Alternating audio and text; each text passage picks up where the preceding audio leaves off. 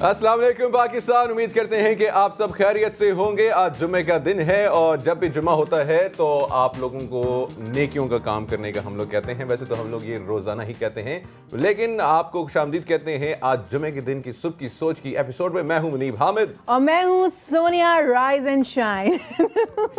वैसे ही जुम्मा उन्होंने कंफर्म किया मुझसे जस्ट एक सेकंड पहले कि आज जुम्मा ही है ना, कहीं मैं गलत ना ले लूं। इतनी स्पीड से चल रहा है कि आपको अंदाजा नहीं रहता कि आज कौन सा दिन है, कल कौन सा दिन है, कौन सा टाइम चल रहा है। हमें लगता है अभी तो हमने कहा था कि आज पीर का दिन है और अगर आज जुम्मे का दिन है। और वही मैं अपनी गली में जो है एक हमारे नेबर हैं वो बकरा उन्होंने बकरे अभी से ही ले लिए, तो मैं बकरे को देख के बड़ा हैरान हुआ। मैंने कहा यार अभी तो कल ही तो हमने अपना ज़िबा किया था। मतलब इतनी स्पीड से जो है वो वक्त गुजर रहा है कि पता ही नहीं चल रहा कि भाई वक्त किधर जा रहा है। और अभी जो वक्त आगे आने वाला है वो पाकिस्तान की हुकूमत जो मेक श्योर कर रही है कि अवाम को पता लगे कि एक एक सेकंड कैसे गुजरता है। वो उसको ना इतनी जबरदस्त एक्सपर्ट टीम लेकर आई है। पता लग चुका है, अच्छा खासा पता लग चुका है और अभी अल्लाह करे इतना पता ना लगे। कुछ अच्छी भी खबरें यार, इतनी मजे की खबरें हैं। पाकिस्तान में 1 लाख गधों की तादाद जो है वो बढ़ गई है। गलत इंफॉर्मेशन है ये, गलत है, करोड़ों में है।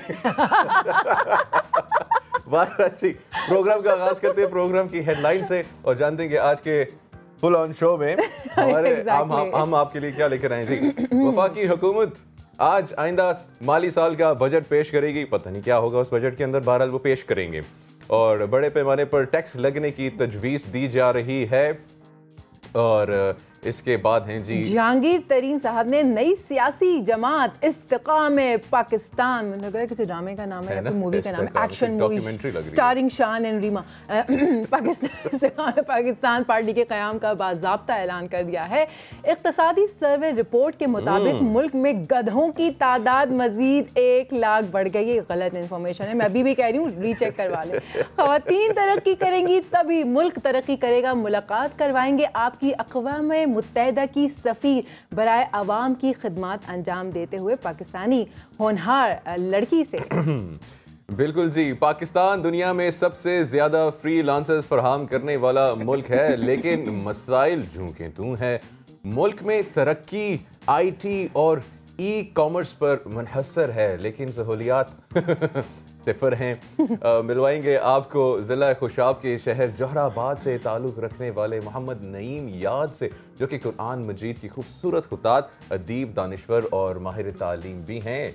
और आखिर में क्या बात होगी? आखिर में फलाही कामों के हवाले से, वो भी पाकिस्तान की सबसे बड़ी फलाही तंजीम अल खिदमत फाउंडेशन के अहम सरपरस्त यानी कि CEO से। और आखिर में बात करेंगे अहकाम हज के हवाले से और कुर्बानी की अहमियत के बारे में जानेंगे। और ये इसके अलावा बहुत कुछ, as always full on programme है, बहुत कुछ है प्रोग्राम में। अगर अभी से सब कुछ बता देंगे तो फिर मज़ा क्या आएगा। लेकिन उसके बाद हम क्या पढ़ते हैं? हेडलाइंस।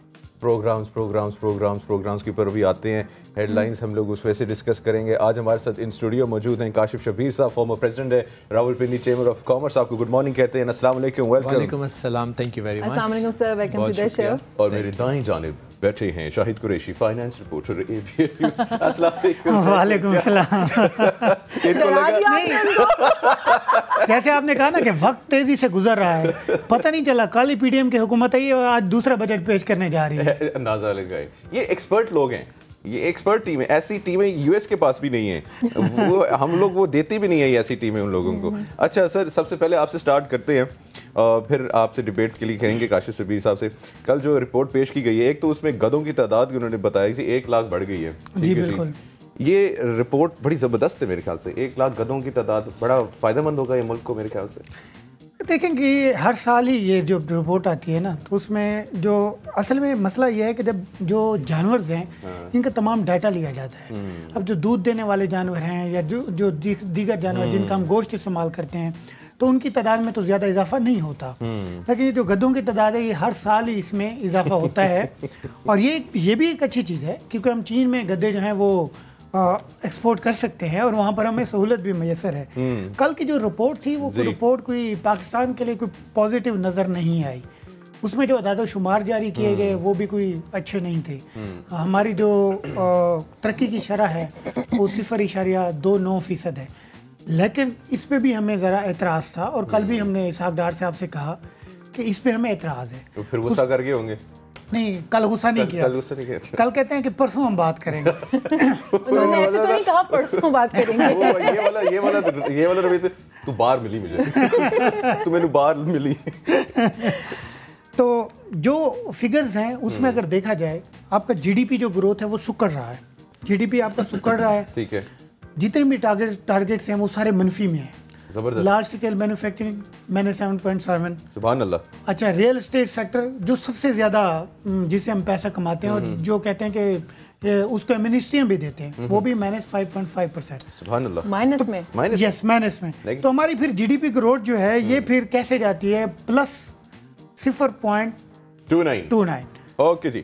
جو ہمارے ذرائع جو ایکسپرٹس بتاتے ہیں کچھ, یہ جو گروتھ تھی یہ صرف -0.8 بنتی تھی, -0.8 بنتی تھی, -B اور 0.8 بھی. اور یہ اکثر جب ہم فیجنگ کی بات کرتے ہیں تو وہ کہتے ہیں جی آپ ایسے خبریں اڑاتے ہیں, ڈاکٹر صاحب ناراض بھی ہو جاتے ہیں. اچھا چلے کاشف صاحب جناب, ان کے حساب سے -0.8% جو رہی ہے ہماری گروتھ.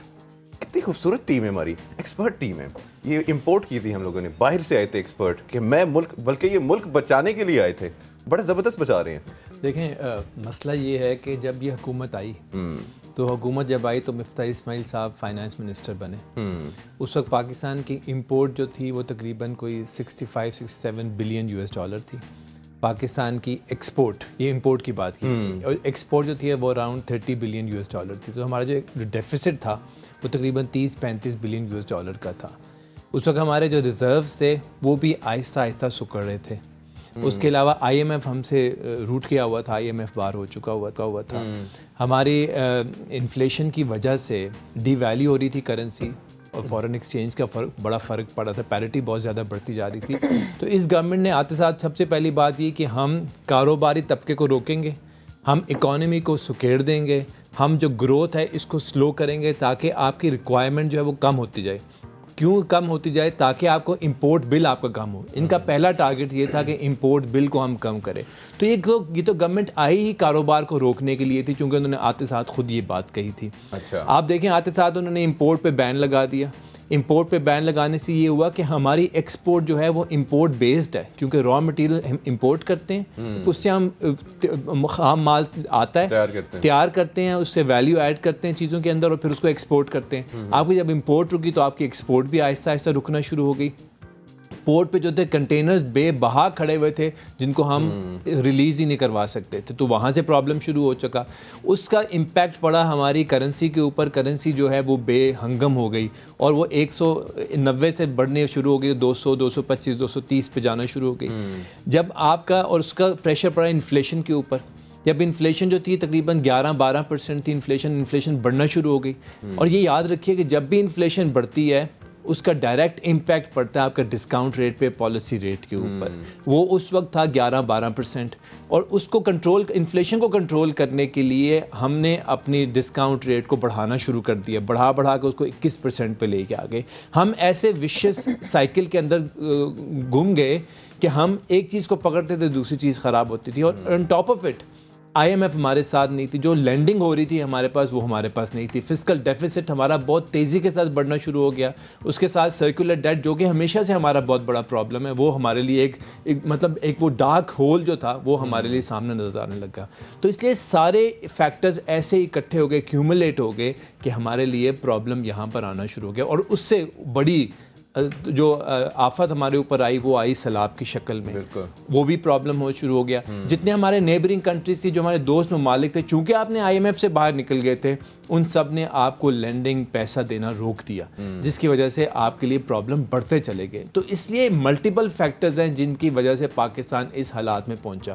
اور on top of it political instability number 1, اور تمام ہمارے ڈیسیجن جو تھے نا وہ پولیٹیکل بیسس پہ ہونا شروع ہو گئے پاکستان میں, کیونکہ آپ نے اپنی اگلی گورنمنٹ کو بچانا تھا, اپنے نام کو بچانا تھا. تو یہ ایسے فیکٹرز تھے جن کی وجہ سے پاکستان آج اس حالات میں پہنچا ہے جہاں پر ہم موجود ہیں.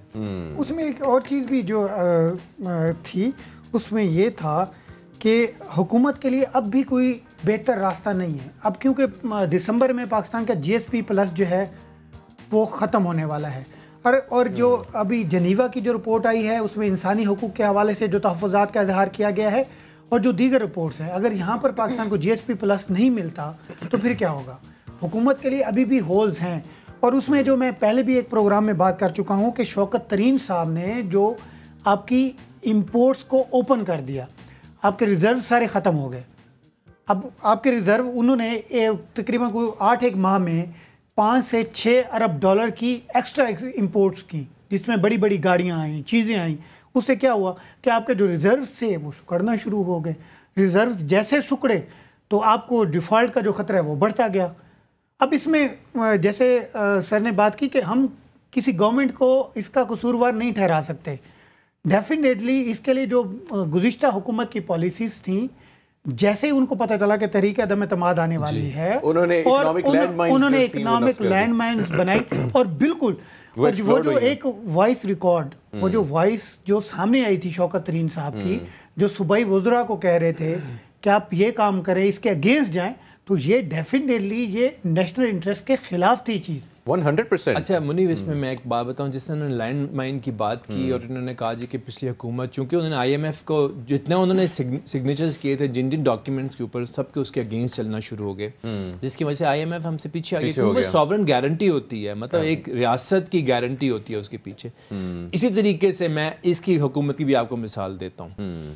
جب یہ حکومت آئی تو اس وقت پاکستان کے پاس گندم کی فصل آئی تھی، اور گندم کی فصل جب آتی ہے تو پنجاب اپنے ٹارگٹ جو ہے وہ پروکیورمنٹ شروع کر دیتا ہے. پنجاب نے اپنا ٹارگٹ رکھا تھا 3 ملین ٹنز کا، 3 یا 3.5 ملین ٹن انہوں نے پروکیور کرنی تھی. چھوٹی عید کے قریب 2022 میں وہ ٹارگٹ جو تھا آلموسٹ کمپلیٹ ہو گیا تھا گورنمنٹ کا، اور اس وقت مارکیٹ میں ریٹ جو تھا وہ تقریباً 3,000 روپے پر 40 kg گندم کا ریٹ چل رہا تھا. ٹھیک ہے. جب یہ حکومت آئی، چونکہ انہوں نے پولیٹیکل ایڈوانٹیج، اب یہاں دیکھیں حکومت کتنا ظلم کرتی ہے عوام کے ساتھ اور اپنے اس ملک کے ساتھ، کہ انہوں نے رکھا ہوا تھا ٹارگٹ کہ 3.5 ملین ہم نے پروکیور کرنی ہے ویٹ، اور باقی مارکیٹ میں چھوڑ دینی تاکہ مارکیٹ میکینزم کام کرے اور گندم سارا سال لوگوں کو ملتی رہے. یہ حکومت آئی تو اس حکومت نے کہا کہ 3.5 کو بڑھا کے ہم 5 ملین ٹن پہ گندم لیں گے تاکہ مارکیٹ سے ساری گندم ہم اٹھا لیں گے. ٹھیک ہے. اور دوسرا انہوں نے کہا کہ 2018 میں 1765 روپے من کا ریٹ تھا 40 kg کا، تو ہم 1765 والا ریٹ جو ہے نا 2022 میں واپس لے کر آئیں گے، جبکہ مارکیٹ بتا رہی تھی کہ ریٹ ہے 3,000، انٹرنیشنل مارکیٹ کا ریٹ تھا 3,000. انہوں نے کہا ہم سبسڈی دیں گے اتنے 1,335 روپے کی عوام کو سستا آٹا دینے کے لیے. آپ نے مارکیٹ سے اٹھا لی، مارکیٹ میکینزم کو آپ نے ڈسٹرب کر دیا، اور وہ 3,000 کی گندم جو مارکیٹ، جو ہی شارٹ فال آیا مارکیٹ کے اندر، تو 3,000 کی گندم چلی گئی 4,000 کے اوپر، 4100 کے اوپر. اور جتنے فلاور ملز تھے یہاں پر وہ خالی پڑی ہوئی تھی. گورنمنٹ نے 1765 کر کے سستی شہرت تو حاصل کر لی، لیکن اس کا نتیجہ کیا ہوا کہ آج وہی گندم 4,000 میں بھی نہیں مل رہی. تو میں کہہ رہا ہوں یہ، اور کتنے اربوں روپے کی ہم نے سبسڈی ضائع کر دی. رمضان میں مفت آٹے کے چکر میں ہم نے اربوں روپیہ وہاں پر ضائع کر دیا. تو آپ یہ دیکھیں جب پولیٹیکل ڈیسیجن ہوتے ہیں، جہاں آپ کی اکانومی خراب ہو، ساتھ پولیٹیکل ڈیسیجنز ہونے شروع ہو جائیں، تو کتنا زیادہ نقصان ہوتا ہے اس ملک کے اوپر، عوام کے اوپر. پھر عوام نے وہی مہنگا آٹا کھایا، کیونکہ وہ بیسک نیسیسٹی ہے، اسٹیپل فوڈ ہے آپ کا. تو جس طرح یہ بات کر رہے ہیں کہ حکومت کے لیے پرابلم آتے ہیں، لینڈ جو مائنز جو تھی دوسری حکومت سیٹ کر کے گئی، تو اس حکومت نے بھی آ کے وہی کام کیے. مطلب کوئی چھوڑ ہی نہیں رہا اس ملک کو کہ کوئی ایسی پالیسی لگائیں کہ ملک صحیح طریقے سے چاہیے، صحیح ڈگر. دیکھتے ہیں کہ آگے کیا یہ کرنے والے ہیں. جی میں بس اسی لیے میں ذرا خاموشی سے بیٹھ کے سن رہی ہوں، کیونکہ احساس ہوتا ہے مجھے ہمارے ملک کا، مجھے تکلیف ہوتی ہے، اور پھر میں تکلیف ہوتی ہے تو میں تھوڑا سا غصہ کر دیتی ہوں لائیو، اور مجھے پروڈیوسر صاحب کہتے ہیں Sonia control, Sonia control, Sonia control. آج جو ہے وہ بجٹ پیش کیا جانا ہے. آپ دونوں سے سوال ہے، کیا توقع کریں، کیا ہوگا؟ دیکھیں پہلی بات تو یہ ہے کہ ملک ایک بہت ہی مشکل حالات میں ہے، اس میں تو کوئی دو رائے نہیں ہے. دوسری بات یہ ہے کہ ہمارا سب سے کبھی نہیں آسان حالات رہے ہمارے. میں نے تو بچپن سے یہی بات، وہ شہزاد روئے کا گانا بھی ہے نا، جب بھی وہ ہر جنریشن ہے، ملک بہت نازک موڑ سے گزر رہا ہے. ایسا ہے ہی ایسا. لیکن اس میں ہمیں کرنا کیا پڑے گا، جو کہ حکومت یہ کرے گی ڈیفینیٹلی. آپ دیکھیں کہ انہوں نے اپنا جو ٹیکس ریونیو ہے وہ انہوں نے مزید بڑھا دیا، تقریباً 9,200 ارب روپیہ انہوں نے ٹیکس ریونیو کر دیا. 2,800 روپیہ جو ہے نان ٹیکسیبل ریونیو جو ہے وہ انہوں نے کر دیا دیا ہوا جو کہ آئے گا. اس کے اگینسٹ ہم نے کرنا کیا کیا ہے, ہم نے 7,000 ارب روپیہ جو ہے وہ تو ڈیٹ ری فائنینسنگ میں واپس کر دینا ہے ان کو, ٹھیک ہے جی. اس کے بعد ہم نے 4,000 ارب اس کو دے دینا ہے, صوبوں میں تقسیم کر دینا ہے. 1,500 ارب ہم نے پی ایس ڈی پی میں رکھ دیا کہ ہم نے اس کے لیے خرچ کرنا ہے. تو پیچھے آپ کے پاس بچتا کیا, آپ تو سٹارٹ ہی کریں گے نیگیٹو سے. تو اس لیے حالات تو ڈیفینیٹلی مشکل ہیں ہی مشکل, لیکن کرنا کیا پڑے گا, ہمیں ایک ایسے میجرز لینے پڑیں گے جو اس ملک کے لیے بہتر ہوگا. نمبر ایک, ہاں کرنا کیا پڑے, نمبر ایک اس کی پروگریسو ٹیکسیشن ہونی چاہیے اس ملک کے اندر. دیکھیں جی ڈی پی ہوتی ہے 3 چیزوں کے اوپر, انڈسٹری کے اوپر, ایگریکلچر, تیسرا ہوتا ہے سروسز سیکٹر. یہاں پرابلم یہ ہے کہ ہمارا انڈسٹریل سیکٹر جس سے میں بلانگ کرتا ہوں اس کا contribution towards G D P is around 19 to 20%, but their contribution towards tax collection is around 60 to 70%. تو وہ جو ہے نا وہ بڑی ہی زیادہ کیا مجھے کہنا چاہیے کہ امبیلنس کریٹ کرتا ہے ان دا انڈسٹری, اور ایکسٹرا ٹیکسیشن کریٹ کرتا ہے انڈسٹری کے اوپر. اور جو سروسز سیکٹر ہے اس کی کنٹریبیوشن ہے آپ سمجھیں تقریباً کوئی 12 سے 15 یا 20% ٹورڈز ٹیکس کنٹریبیوشن, لیکن جی ڈی پی میں اس کی کنٹریبیوشن ہے ابو 50%. تو وہ جو گیپ ہے وہ آپ پورا نہیں کر سکتے. اور ایگریکلچر کی آپ سنیں آپ حیران ہو جائیں گے کہ اس کی کنٹریبیوشن اراؤنڈ 20-22% ان جی ڈی پی, لیکن ٹیکس میں اس کی کنٹریبیوشن ہے آلموسٹ 1%. آپ 4 ارب صرف اکٹھا کرتے ہیں پورے ملک سے ایگریکلچر 1%, اس کو آپ نے ایگزیمپٹ کیا ہوا ہے فرام ٹیکسیشن. اور دیکھیں دنیا اس وقت tax to G D P ratio جو دنیا میں ہے وہ تقریباً 15 سے 20% ہے, اور پاکستان میں وہ 6% کے قریب ہے. تو آپ کیسے سروائیو کر سکتے ہیں جب آپ نے اتنا امبیلنس کریٹ کیا, اور خود اکانومی کے اندر یہ تو فیصلے کرنے ہیں ہمارے بڑوں نے جو بیٹھے ہوئے ہیں پارلیمنٹ کے اندر. اس کے علاوہ ایس او ایز کی اگر ہم بات کریں, اسٹیٹ اونڈ انٹرپرائزز جو کہ بلیڈ کر رہے ہیں پورے ملک کے اندر, جو پیسے کو ضائع ہو رہا ہے وہاں پر اس کو ہم پرائیویٹائز ہی نہیں کر رہے, اور گورنمنٹ جو ہے اس کے اندر اربوں روپیہ ہر مہینے اربوں روپیہ ڈال 400 کروڑ کی تو میرے خیال سے اس میں وہ کرپشن کا ہم نے اگر میں جی صحیح یاد پڑے وہ جو فری آٹا اسکیم تھی اس میں کرپشن نکلی تھی 400 کروڑ پہ. 400 کروڑ اچھا مجھے بتائیں. نہیں 400 کروڑ نہیں 20 ارب روپے 20 ارب روپے کی کرپشن تھی. سبحان اللہ. اچھا شاہد صاحب آج بجٹ پیش ہونا ہے, جیسے وہ بھی کاشف صاحب نے بتایا کہ ٹیکسز جو ہیں مزید بڑھیں گے. اب یہ کون سے ٹیکسز ہیں, اور جو ڈائریکٹلی ہماری جو معصوم عوام ہے ان کو کون سے ٹیکسز افیکٹ کریں گے؟ مطلب یہ ابھی 48% پہ کہا جاتا ہے رفلی انفلیشن ہے, ہم ایکسپیکٹ کریں گے یہ ڈبل ہو جائے گی؟ دیکھیں انفلیشن کا ڈبل تو نہیں کہہ سکتے, کیونکہ انہوں نے جو فی کا آمدن ہے اس میں بھی اضافہ کرنے کے حوالے سے اقدامات کرنے ہیں. جو تنخواہ ہے وہ تو پیپر پہ ہوتی ہے, سالانہ جو سالانہ ان کا ٹارگیٹ ہے نا مہنگائی کا, وہ انہوں نے رکھا ہے 21% اس رواں مالی سال میں. جو جی ڈی پی گروتھ ہے 3.5%. جو تنخواہ اور پینشن میں جو اضافہ ہے وہ 30 سے 20% جو ہے وہ کرنے جا رہی ہے حکومت. اس کے علاوہ جو اسٹیٹ اون انٹرپرائزز کی بات کی کہ 21% مہنگائی کا انہوں نے اس سال کا رکھا ہے, اس سال کا رکھا ہے. 38% ان کی رپورٹ کے حساب سے آلریڈی تھی. نہیں یہ اینول مہنگائی کی بات کر رہا ہوں, وہ تھی ویکلی منتھلی بیس 38, ویکلی بیس 48%, اور یہ جو اینول مہنگائی کی شرح ہے نا ہاں اب یہ انہوں نے رکھی ہے 21%. تنخواہوں پینشن میں یہ جو اضافہ ہے وہ تقریباً بنے گا 20 سے 30%, پینشن 20%, تنخواہوں میں 30%. اور اس میں ڈفرینٹ جو کیٹیگریز ہیں شاید اس کو بھی لاگو کیا جائے. اس میں جو ایڈھاک الاؤنس ہے اس میں 50% اضافے کے حوالے سے خبریں آ رہی ہے. اس کے علاوہ جو لگژری آئٹمز ہیں ایک بار پھر اس پہ جو ٹیکس ہے وہ 25% جو ہے کرنے کی تجویز ہے, کیونکہ 9.2 ٹریلین کا آپ کا ٹارگیٹ ہے, اہداف ہیں. رواں مالی سال میں تھا 7.23 کا. ٹھیک ہے, اب یہ ہوا کہ 7.23 ٹریلین کا آپ کا اہداف تھا, اور آپ کی جو ڈیٹ سروسنگ جا رہی ہے وہ 7.23 پہ جا رہی ہے. مطلب جتنا ہم پیسہ وہاں سے لے رہے ہیں اس میں ہمیں بچے گا تقریباً 2 ٹریلین روپیز, جس میں اگر ہم ترقیاتی بجٹ نکالیں تو وہ برابر ہو جاتا ہے. اس میں تقریباً 1376 ارب روپے کی تو ہم جو ہے وہ سبسڈیز دیں گے, جس میں پاور سیکٹر پہ سبسڈی ہوگی, جو لائف لائن صارفین ہیں ان کے لیے سبسڈی ہوگی. اور جو جنرل سیل ٹیکس ہے اس میں بھی 1% جو پہلے 18% کیا گیا تھا, پھر اسے 17% کیا گیا ہے, ابھی دوبارہ اسے 18% پر لاگو کیے جانے کا امکان ہے. تو اس سے ڈیفینیٹلی انفلیشن جو ہے وہ مزید بڑھے گی۔ ایک جو عام چیز کرنے والی ہے جو ہمیشہ ہم بھول جاتے ہیں وہ یہ ہے کہ ہمارے ملک میں ابھی جو کل اقتصادی سروے ہوا اس پہ کوئی روشنی نہیں ڈالتا۔ جو مین پوائنٹ ہے کہ ہماری جو کاٹن جیننگ اور جو کاٹن کی فصل ہے اس میں 40% کی کمی ہوئی ہے۔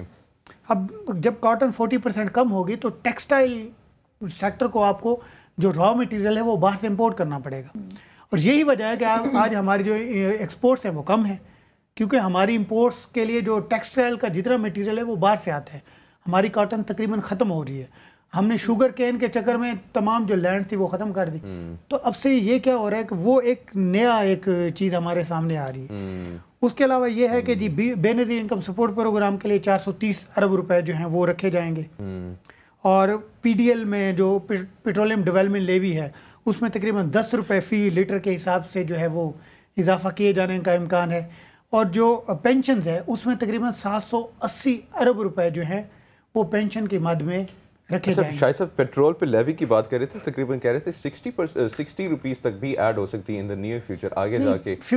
ابھی کتنا ہے؟ ابھی 50 روپے لے، ابھی 50 روپے، ڈیزل 50 پیٹرول 50، تو یہ اس کو 60 کریں گے۔ ٹھیک ہے، اچھا یہ 60 ہو گیا۔ اس سے یہ ہوگا کہ لیوی کے مد میں ہمیں جو آمدن ہوگی وہ تقریباً 870 ارب روپے کی جو ہے وہ ہو جائے گی۔ تو یہ جو پیسہ ہے یہ پھر اس میں ایڈجسٹ ہو جائے گا پینشنز میں، کیونکہ پینشن کا ہمارا جو بل ہے وہ تقریباً بنتا ہے کوئی 760 سے 780 ارب روپے، جس میں ہمارے جو لا انفورسمنٹ ایجنسیز ہیں ان کا بھی ایک بڑا حصہ شامل ہے۔ تو یہ اس دفعہ جو بجٹ میں ہے، یہ بجٹ کوئی عوام کے لیے کوئی 14,600 ارب روپے کا کوئی اتنا کوئی بہتر نہیں نظر آ رہا ہے۔ اچھا ہم یہاں پہ یہ ایکسپیکٹ کر رہے تھے کہ اس بار بجٹ جو ہے، کیونکہ ابھی آگے الیکشن ایئر ہے، تو ہم لوگ ایکسپیکٹ کر رہے تھے، سارے اینالسٹ ایکسپیکٹ کر رہے تھے کہ شاید کوئی عوام دوست بجٹ آئے گا، عوام کو ریلیف ملے گا، پیٹرول کی پرائسز نیچے ہوں گی، انفلیشن نیچے ہوگی، لیکن ایسا کچھ بھی نہیں۔ لیکن ایسا ہو نہیں سکتا۔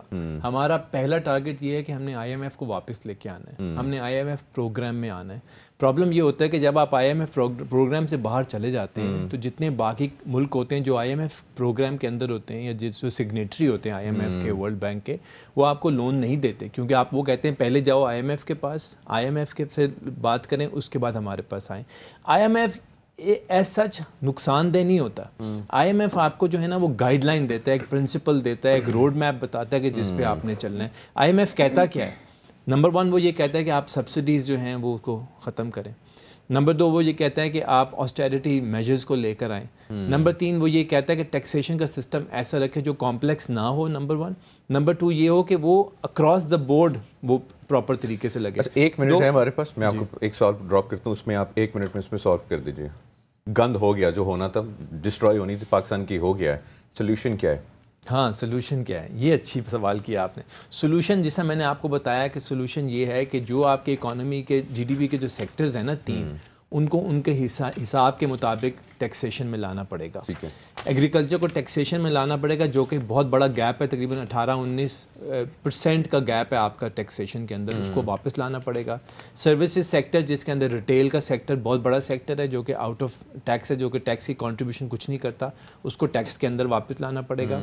آپ کا جو کنسٹرکشن کا بہت بڑا سیکٹر ہے، اس کو واپس لانا پڑے گا ٹیکسیشن کے اندر۔ دیکھیں ہماری جو انفلیشن ہے نا وہ ہے کاسٹ پش انفلیشن، جو کہ بنتی ہے کاسٹ بڑھنے کی وجہ سے۔ ان پٹ کاسٹ ہماری زیادہ ہے جس کی وجہ سے انفلیشن زیادہ ہے، ویلیو آف منی جو ہے وہ گرتی جا رہی ہے، پرچیزنگ پاور لوگوں کی کم ہوتی جا رہی ہے، سکڑتی جا رہی ہے، اس کو واپس ہمیں اٹھانا پڑے گا۔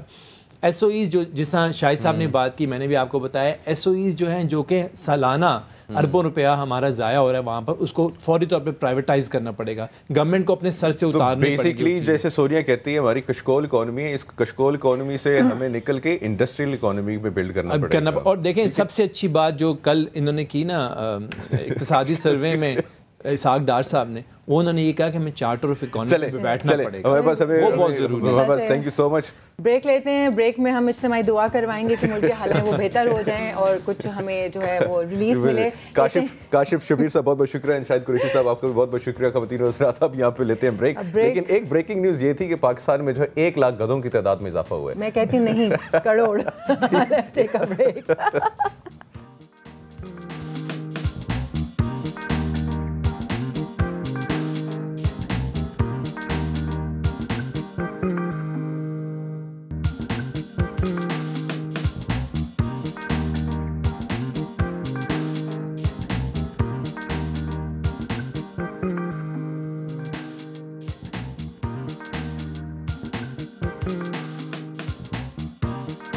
Welcome back viewers. पाकिस्तान इस वक्त शदीद मौशी बहरान का शिकार है, क्या बोलूँ मैं इसमें जिसके बाइस हज़ारों की तादाद में लोग अपनी नौकरियां खो रहे हैं। अब जिनके पास इसकी शक्ल मौजूद है तो उस बहरान में अपनी ज़िंदगी बसर कर रहे हैं, लेकिन जिनके पास इसका कोई हल नहीं है वो क्या करें। जनाब, पाकिस्तान दुनिया में सबसे ज़्यादा फ्रीलांसर्स फराहम करने वाला मुल्क है, जहां ई कॉमर्स से वाबस्ता अफराद भी मौजूद हैं और अपनी बेपनाह सलाहियतों से रोज़गार के मौके तलाश कर रहे हैं। आज हमारे साथ जो मेहमान मौजूद हैं वो ई कॉमर्स के क्या कहना चाहिए उनको एक्सपर्ट हैं और एक उसमें काउंसिल भी करते हैं, बहुत सारी मेहनत उनको अवार्ड से भी नवाजा गया है। अवार्ड के लिए उनका नाम लाहौर चैम्बर ऑफ कॉमर्स ने ऐवान सदर भी भिजवाया था। तो हमारे साथ इस वक्त वहाँ से वापस आ गया अभी वो हम उनके साथ जो कनेक्शन है वो कायम करने की कोशिश कर रहे हैं। वो हमें ज्वाइन करेंगे, जैसे ही वो लाइन पे आते हैं हम उनसे बातचीत करते हैं। लेकिन ई कॉमर्स वो एक सेक्टर है पाकिस्तान में, ख़वातीन ज़रा आप लोगों को पता है, आईटी सेक्टर हो, फ्रीलांस सेक्टर हो या ई कॉमर्स सेक्टर हो, जिसमें पाकिस्तानी जो यूथ है वो बहुत मेहनत कर रही है और बहुत काम कर रही है। और ये फ़िलहाल यकीन करें, जिस तरीके से भी आप लोग प्रोग्राम देख रहे थे, हम लोग जो हमारे पास दो गेस्ट थे जो बजट के ऊपर और पाकिस्तान की मीशत के ऊपर बातचीत हो रही थी कि इस वक्त जो हमारा ई कॉमर्स सेक्टर है, आईटी सेक्टर है, वो पाकिस्तान की जो है ना बैकबोन बना हुआ है। और अल्लाह करे इसको किसी की बुरी नज़र ना लगे, क्योंकि पाकिस्तान की 60% आबादी जो है 30 साल की उम्र से कम है। और ये जो बच्चे हैं या बच्चियां हैं ये मेहनत कर रहे हैं, ई कॉमर्स सेक्टर में नए स्टार्टअप्स लेकर आ रहे हैं। बिल्कुल, हमें इनको इनकरेज करना चाहिए और इनको आने के लिए मौके देने चाहिए, ना कि उन्हें कहना चाहिए कि बस करें और कंटेनर्स की हद तक महदूद कर दें। मेरा ख्याल है कि उन्हें हमें भरपूर तरीके से सपोर्ट करना चाहिए। और हम यहाँ पे बहुत सारे लोगों को सपोर्ट करते भी हैं, बल्कि अगर आप लोगों का भी कोई अच्छा स्टार्टअप है, आपने कोई ऐसा कोई बिजनेस आइडिया है या कोई स्टार्टअप है, तो आप लोग हमारे साथ भी जो है वो कर सकते हैं। हमें हाफिज साहब ने मेरे ख्याल से ज्वाइन कर लिया है, फोन लाइन के ऊपर हैं। हाफिज अहमद साहब हैं। अस्सलाम वालेकुम हाफिज साहब। वालेकुम सलाम सर, कैसे हैं आप? अल्हम्दुलिल्लाह जी, माशाल्लाह माशाल्लाह। अच्छा हाफिज साहब, ये बताइए कि अपना ये जो इस वक्त ई कॉमर्स सेक्टर है और जो फ्रीलांसर्स है, आईटी सेक्टर है, ये पाकिस्तान का, जैसे मैंने कहा कि इस वक्त बैकबोन बनी हुई है पाकिस्तान की, और इसको मजीद कैसे बेहतर बनाया जा सकता है? इसको मजीद इसी तरीके से बेहतर बनाया जा सकता है कि जैसे रिसेंटली बजट भी है, आज पता नहीं देखें वो इसमें क्या बताते हैं, लेकिन हम इसमें कहते हैं कि ज्यादा से ज्यादा गवर्नमेंट ट्रेनिंग पे काम करे, यूथ को ट्रेन करने पे। हमारे यहाँ नॉर्मली जब भी कोई चीज आती है वो आती है जी इसको ये रिलीज दे दो, ये रिलीज दे दो, रिलीज से ज्यादा किसी को पकड़ना सिखाना चाहिए आप।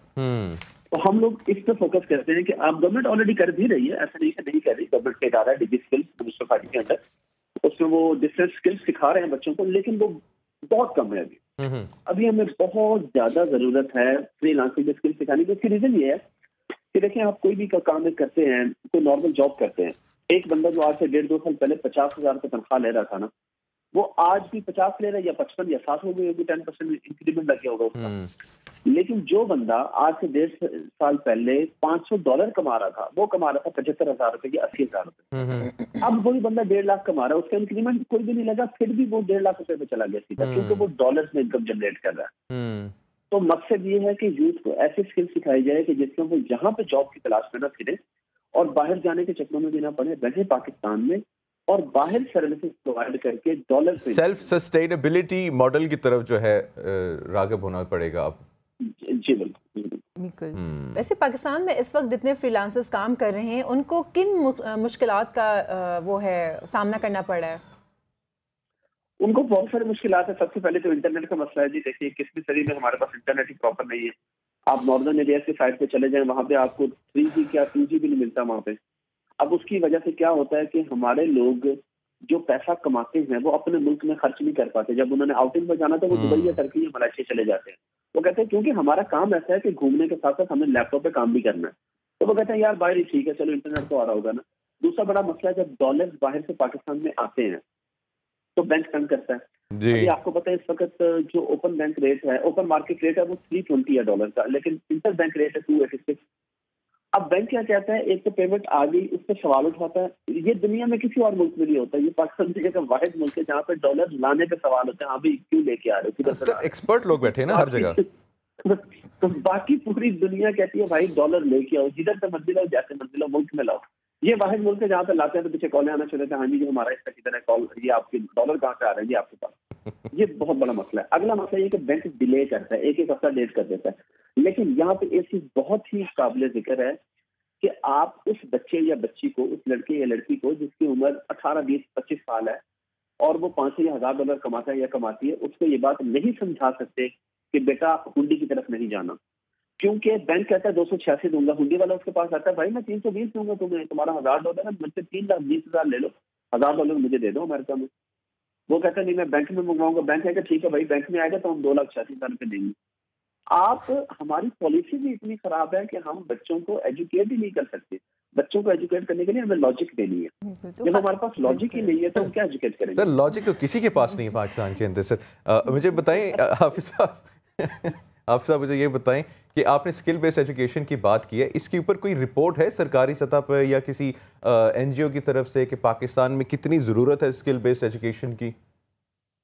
اصل میں یہاں پہ مسئلہ یہ ہے کہ گورنمنٹ بھی جو کروا رہی ہے نا, جو ڈی جی اسکل کے اور باقی لوگ بھی, اس میں بہت سا قصور ہمارے اپنے لوگوں کا بھی ہے, اس لیے نمبر کوئی بھی ایگزیکٹ نہیں دے سکتا.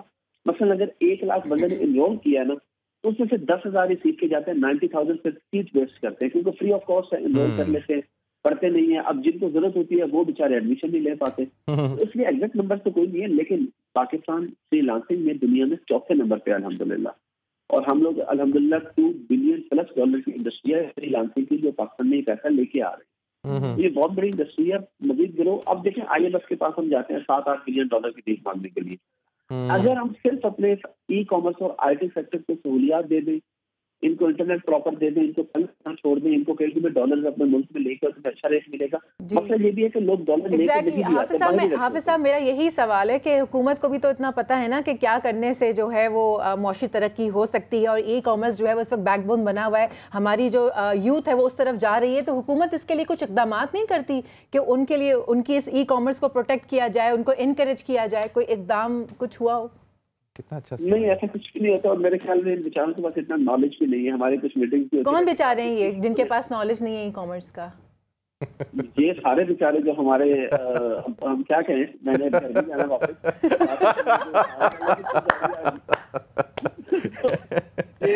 سر اسی لیے آپ اسٹوڈیو میں نہیں آئے, آپ نے کہا میں فون پہ باتیں کر لوں بس کافی ہے. ایسی بات نہیں, میں آپ کو اس میں ایک بنیادی نقطہ بتا دیتا ہوں. دیکھیں ٹریڈ کیا ہوتی ہے, ٹریڈ کا مطلب ہے تجارت کی, آپ ایک ملک سے چیز. چلے حافظ صاحب بہت بہت شکریہ, آپ نے ہمیں جوائن کیا, ای کامرس پہ بات کی اور ہمارے پاکستان میں کی بات کی, آپ نے ان کی بات کی جن کے پاس لاجک نہیں ہے, اور آپ نے کہا کہ پاکستان میں ای کامرس کو جو ہے مزید ترقی دینی چاہیے. اللہ کرے کہ جمعے کا دن ہے, اجتماعی دعا جو ہے وہ ضرور اللہ کرے پاکستان میں جو ہے لاجک والے لوگ آ جائیں. آمین. آلرائٹ اب ہم نے تعارف کراتے ہیں جی, ربیہ خالد ہیں ہمارے ساتھ موجود ہیں ماشاء اللہ سے. She is represented Pakistan in the U S. آپ نے یو ایس میں پاکستان کو ریپرزینٹ کیا ہے, اور آج باقاعدہ اپنا انہوں نے ڈریس کوڈ جو چنا ہے that is green just to represent Pakistan, اور ماشاء اللہ سے یو لکنگ ویری پریٹی. تو ربیہ کیسی ہیں آپ؟ Good morning. السلام علیکم اینڈ گڈ مارننگ اینڈ الحمدللہ آئی ایم ڈوئنگ گریٹ. وعلیکم السلام. وعلیکم السلام. اچھا ربیہ, اپنے سفر کے بارے میں بتائیں. پاکستان کو UN میں ریپرزینٹ کرنا کتنے فخر کی بات ہے, کیسا محسوس ہوتا ہے؟ آف کورس یہ میرے لیے بہت فخر کی بات ہے, کیونکہ جو میرا ڈپارٹمنٹ ہے گائیڈڈ ٹورز یونٹ, اس میں I am the only Pakistani working as a UN staff member. تو اس میں آف کورس مجھے ہوتا ہے کہ میں اپنے کلچر کو ریپرزینٹ کروں, بیکاز وہاں پہ انکریج کرتے ہیں کہ آپ اپنی ٹریڈیشنل ڈریسنگ جو ہے اس کو پہنیں. تو میری پوری کوشش ہوتی ہے جتنا بھی میرے سے پاسبل ہو کہ جب میں ٹورز دے رہی ہوں تو میں اپنے پاکستانی ڈریسز کو پہنوں. اور کیونکہ وہاں پہ دنیا میں مطلب تمام ممالک سے لوگ آتے ہیں جو کہ یونائٹڈ نیشنز کا انٹرنل ٹور لیتے ہیں, تو اس میں اکثر مجھے کمپلیمنٹ بھی ملتا ہے, لوگ اکنالج کرتے ہیں کہ ہمارا کلچر اتنا ود ان اٹ سیلف, ہمارے کلچر میں کتنی ڈائیورسٹی اور خوبصورتی ہے. تو وہ اکثر میرے سے ڈریسنگ کے بارے میں پوچھتے ہیں کہ کافی کلرفل ہے, کافی وائبرنٹ ہے. تو آف کورس مجھے بہت فخر محسوس ہوتا ہے. پاکستان سے ہی لے کے جاتی ہیں؟ جی بالکل, اس کا کریڈٹ جاتا ہے میری مدر کو, A to Z میری ڈریسنگ بچپن سے لے کے اب تک یہ ان کا ڈپارٹمنٹ رہا ہے اور اس میں ان کا ہاتھ ہے because I am the only child. تو اس میں ایک یہ فیکٹر بھی آ جاتا ہے, ذرا مجھے تھوڑے سے فوائد مل جاتے ہیں, بہت سارے فوائد, یہ بھی آپ کہہ سکتے ہیں بہت سارے, تو اس میں ان کا ہاتھ ہے. اچھا یہ بتائیں کہ یہ سفر جو آپ نے طے کیا یہاں تک آنے میں کتنی مشکلات رہیں, فیملی کی کتنی سپورٹ رہی, کیونکہ جو آپ کو اس وقت ٹی وی پہ دیکھ رہی ہیں خواتین وہ آپ سے متاثر ہیں تو وہ جاننا چاہیں گی کہ یہ سفر کیسا رہا آپ کا؟ ویل اگر میں اپنے سفر کی بات کروں کہ اس میں کافی ٹرانزیشنز تھیں, کافی ڈی ٹورس تھے, اور آف کورس اسٹرگلز اور بیریئرس کے علاوہ تو life is not bed of roses of course as we all know from our personal experiences. تو میرے فادر جو ہیں وہ ڈاکٹر ہیں, ٹھیک ہے. تو جب میں بڑی ہو رہی تھی تو میں نے وداؤٹ ریئلائزنگ مائی ٹرو پوٹینشیل میں نے کہا کہ بھائی میں نے بھی ڈاکٹر بننا ہے. میرے فادر ڈاکٹر ہیں, میں ان کو دیکھتی تھی وہ کلینک جاتے تھے, تو جی میں نے اپنے او لیولز اور اے لیولز میں جو میرے سبجیکٹس تھے ایون وہ بھی پری میڈیکل کے تھے, کیونکہ پرسنلی میں اس چیز کے ساتھ زیادہ کنیکٹ کرتی ہوں جو جس کے ساتھ میں کنیکٹ کر سکوں. اور ٹو بی آنیسٹ جب ایون پری میڈیکل میں میرا فیوریٹ جو سبجیکٹ تھا وہ بایولوجی تھا, بیکاز اس کو میں اپنے ساتھ ریلیٹ کر سکتی تھی, right, as a human to human connection. تو پھر جب اے لیولس کا ٹائم آیا تو میں نے اپنے فادر کے ساتھ پراپر آپ کہہ سکتے ہیں کہ کریئر پاتھ کی ڈسکشن کی.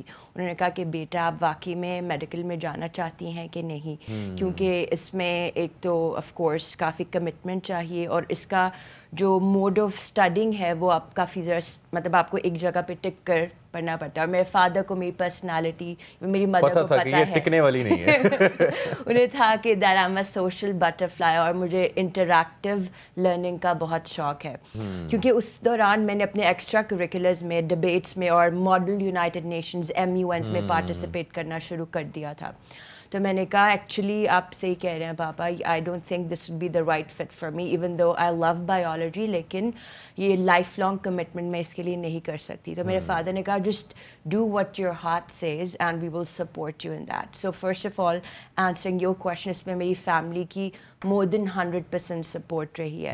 ایون جب مجھے ابراڈ بھیجنا تھا میرے پیرنٹس نے, تو فیملی کی طرف سے جو ڈسٹنٹ ریلیٹیوز ہوتے ہیں یا آپ کے ایکوینٹنس سوشل سرکل میں, دے ور لائک آپ کی ایک ہی ایک بیٹی, آپ اس کو بھی بھیج دیں گے تو آپ پیچھے کیا کریں گے, آپ کوے اڑائیں گے, چڑیاں اڑائیں گے.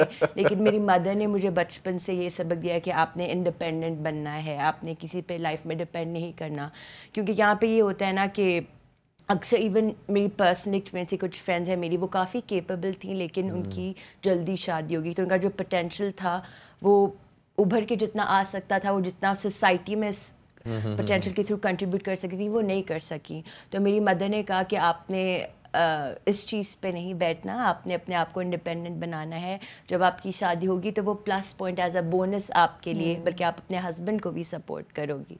سو یہ میری مدر کی ٹیچنگ تھی. سو آپ کہنے کہ 2010 میں میں نے first model United nations LUMS میں پارٹیسپیٹ کیا تھا, تب میں 10th گریڈ میں تھی, اور اس وقت مجھے نہیں پتا تھا ٹو بی آنیسٹ کہ یونائٹڈ نیشنز اٹ سیلف ہے کیا. لیکن جب میں وہاں پہ گئی, آئی واز 15 ایئرز اولڈ, تو میں نے دیکھا کہ لوگوں کو بڑے پیشنیٹلی ڈبیٹ کرتے, سوشل ایشوز پہ بات کرتے, جیسے gender inequality, lack of education in the world.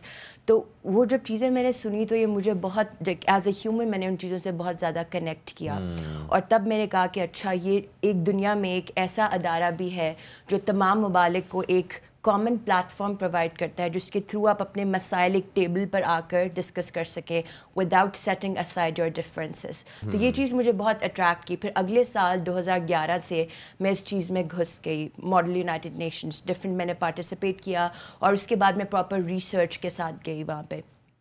پھر تب سے مجھے ریکگنیشن ملنی شروع ہوگی ماڈل یونائٹڈ نیشنز میں. آلموسٹ میں نے 3-4 سال جب پارٹیسپیٹ کیا تو مجھے بیسٹ ڈیلیگیٹ کا ایوارڈ ملتا رہا, اور آؤٹ اسٹینڈنگ ڈیلیگیٹ کا ایوارڈ ملتا رہا. تو وہ چیز آپ کہہ سکتے ہیں میرے لیے ایک موٹیویٹنگ فیکٹر تھا کہ بھائی this is where you should go.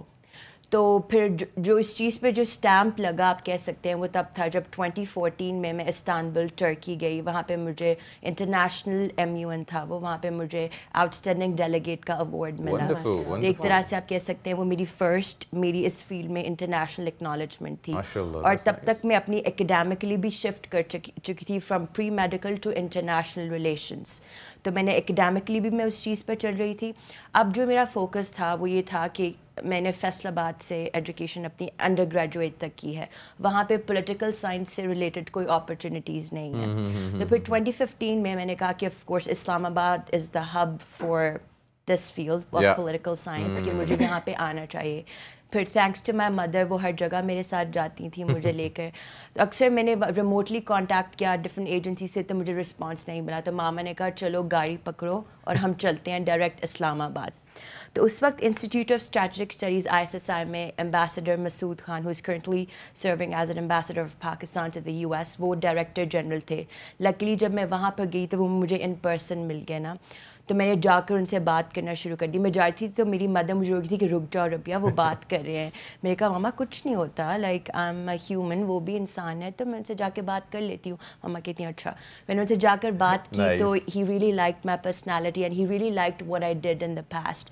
تو انہوں نے مجھے ریپڈلی انٹرنشپ دے دی and then I directly worked under his supervision and I produced 4 policy papers there. اس وقت ملینیم ڈیولپمنٹل گولز پاکستان میں ختم ہو رہے تھے اور پوسٹ 2015 ڈیولپمنٹ ایجنڈا جو یونائٹڈ نیشن کا SDGs which are sustainable development goals وہ اسٹارٹ ہو رہے تھے. تو میں نے اس کے اوپر پیپر لکھا, چائنا پاکستان اکنامک کوریڈور پہ پیپر لکھا. Then I interned at Ministry of Foreign Affairs at the UN division. وہ بھی میرے لیے بہت زبردست ایکسپیرینس تھا. That's fabulous, Rabia. اچھا ربیہ ماشاء اللہ سے experience, you've got extensive experience, بہت زبردست آپ کا ایکسپیرینس رہا ہے. Walk us through, کیونکہ جو آڈینس دیکھ رہی ہے فار ایگزامپل, آپ ان کے لیے ایک انسپریشن فار دا ویمن, جو لڑکیاں ان کے لیے, کہ آپ اکیلی US کہیں پڑھنے کے لیے کس ایج میں؟ میری ایج تھی تب 22 میں, آپ کے 21 in between 21 and 22. 21 سال کی تھیں جب آپ US گئی اکیلی پڑھنے کے لیے. وہ والا سفر بتائیں, کتنی کیا کیا مشکلات آئی تھیں وہ بتائیں. جی بالکل, میں وہیں طرف آ رہی تھی.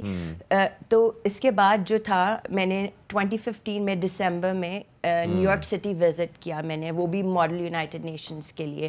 تو جب میں وہاں پہ کی, آف کورس اٹس نیچرل, جب بھی آپ نیو یارک سٹی جاتے ہیں, you know the lights and the flashing attracts you. But other than that جو میرا مین گول تھا کہ یونائٹڈ نیشنز کا headquarters physically New York City میں لوکیٹڈ تھا.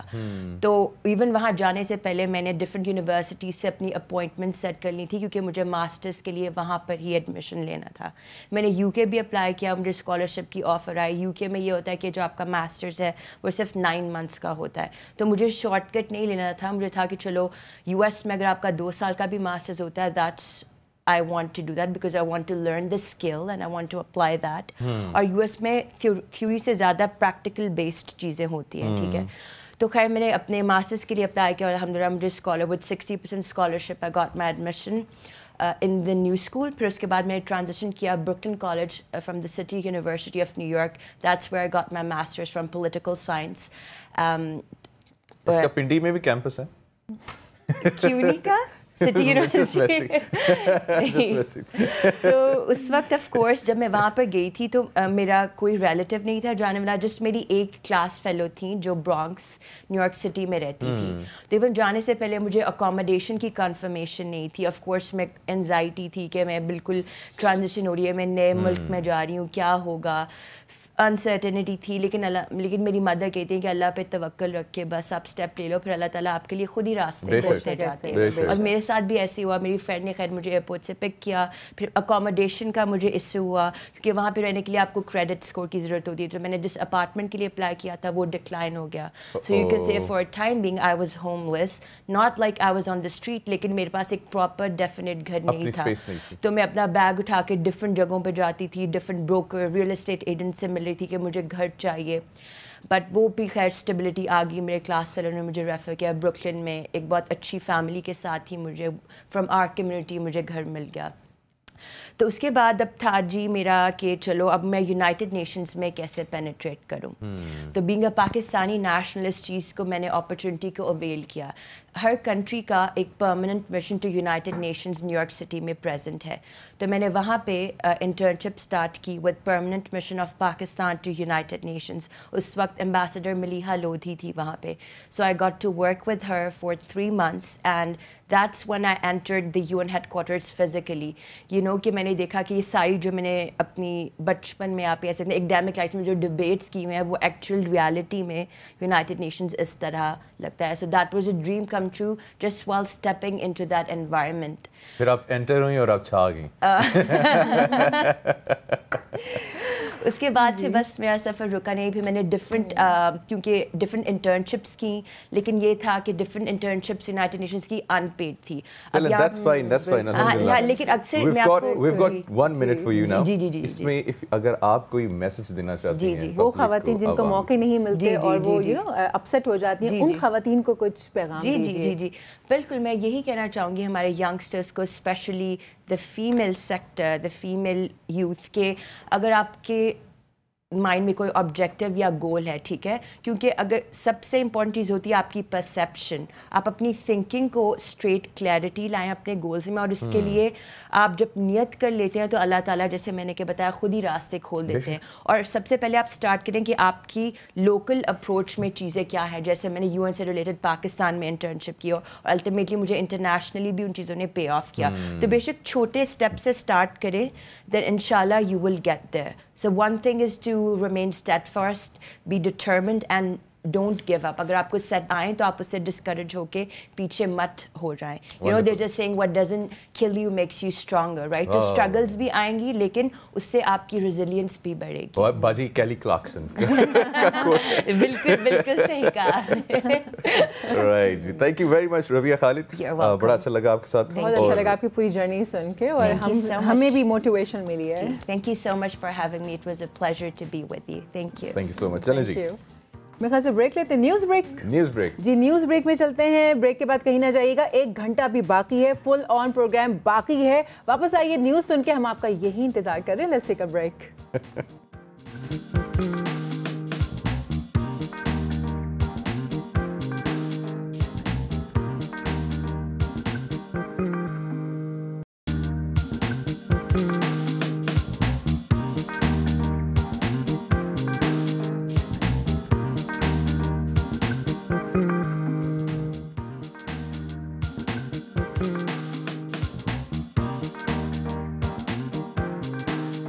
Welcome back viewers. اللہ تبارک تعالیٰ کسی بھی انسان سے جب خوش ہوتا ہے تو اس کو اپنی لازوال خزانوں میں سے بہت کچھ عطا کرتا ہے, اور پھر وہی نعمت اس انسان کے لیے دنیا میں عزت کا باعث بنتی ہے. آج ہمارے ساتھ جو مہمان ہمارے اسٹوڈیوز میں موجود ہیں, ان کو اللہ تعالیٰ نے اپنے خزانوں میں سے بہت کچھ عطا کیا ہے.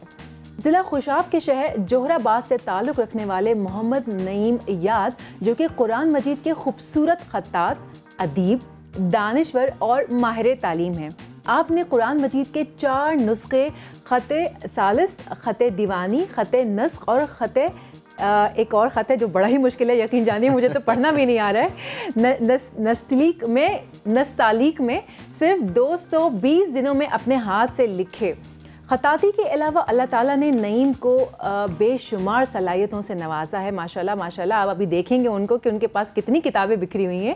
آپ نے اردو میں, انگلش میں, پنجابی میں افسانے بھی لکھے, شاعری بھی کی, اور کیا کہتے ہیں انہوں نے تحقیقی مقالہ جات پر مشتمل 12 کتابیں جو ہیں ان کی اب تک چھپ چکی ہیں.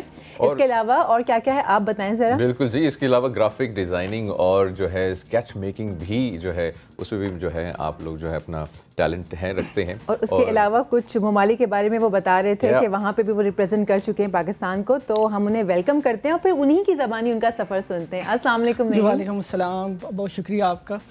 آپ کو بھی بہت زیادہ خوشاب سے بہت زیادہ لوگوں کا بہت زیادہ محبت بھرا میٹھا ٹھوٹے والا سلام.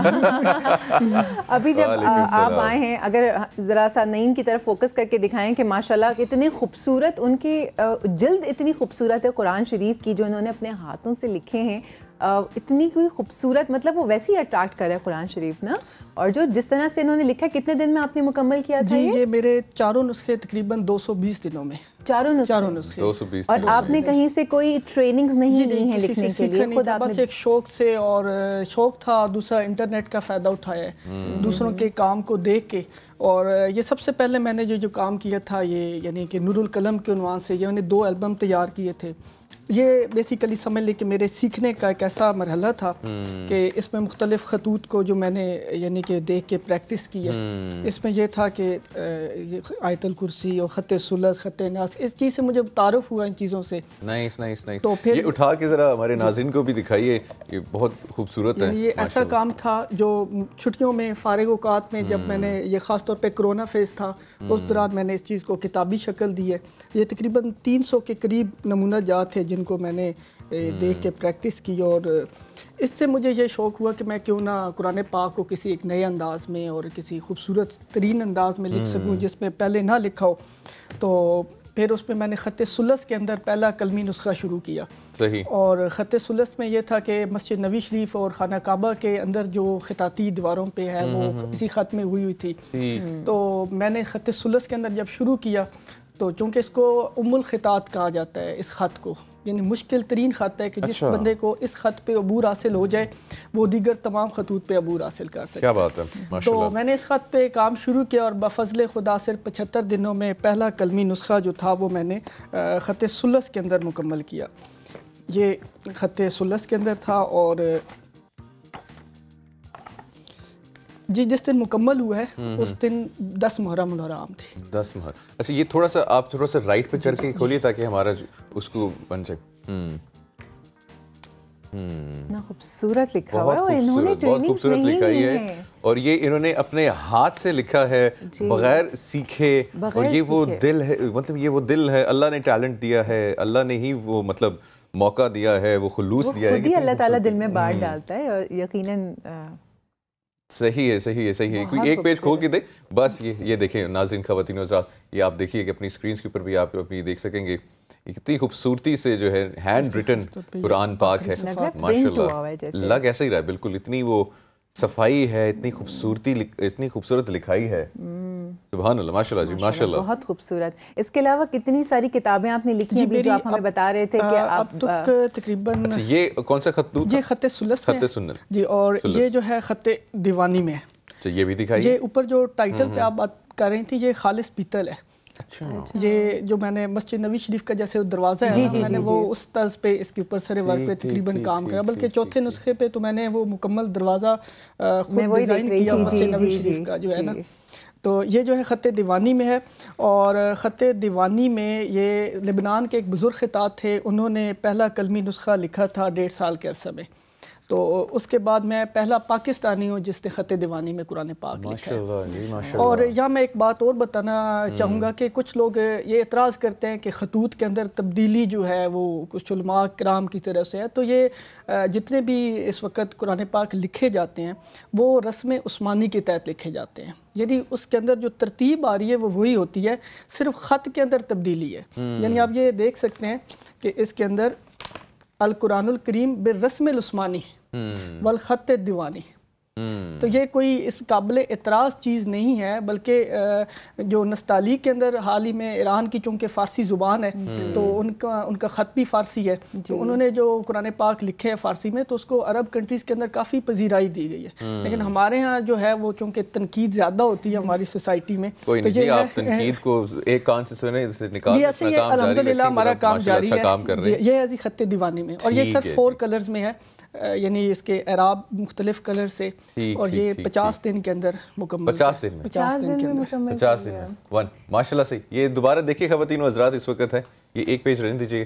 یہ دیکھیے یہ ہینڈ ریٹن ہے ماشاءاللہ سے, اور اس پہ 4 کلر جو ہیں استعمال کیے. کہیں سے نہیں لگ رہا کہ یہ ہینڈ ریٹن ہے, بالکل ماشاءاللہ اتنا خوبصورتی سے وہ بنا ہوا ہے جیسے لگ رہا ہے کہ یہ پرنٹ ہوا ہوا ہے. بہت خوبصورت لکھا ہے ماشاءاللہ. اور یہ 50 دن جی 50 دن. اچھا یہ بتائیں نہیں بھائی 50 دن میں کتنا وقت دیتے تھے؟ اصل میں سر میرے خیال میں تو یہ دن سے زیادہ جو اس کی سب سے بڑا میرے نزدیک اس کی یہ ہے کہ بغیر کسی سے خط سیکھے کیونکہ جب میں علامت سے شروع کرتا تھا تو بس ایک ابھی جب میں شروع کر رہا ہوں مجھے نہیں پتا میں نے کس میں لکھنا ہے، وہ ہاتھ میں وہ آگے خود ہاتھ سارا دن وہ چلتا رہتا تھا ایسے کہ اب یہ اس خط پہ لکھنا ہے. تو وہ پھر جب میں نے دیوانی میں شروع کیا تو علامت سے لے کے ون آج تک مجھے کہیں دیکھنا نہیں پڑا کہ اس خط میں یہ فلاں لفظ جو ہے کیسے لکھنا ہے.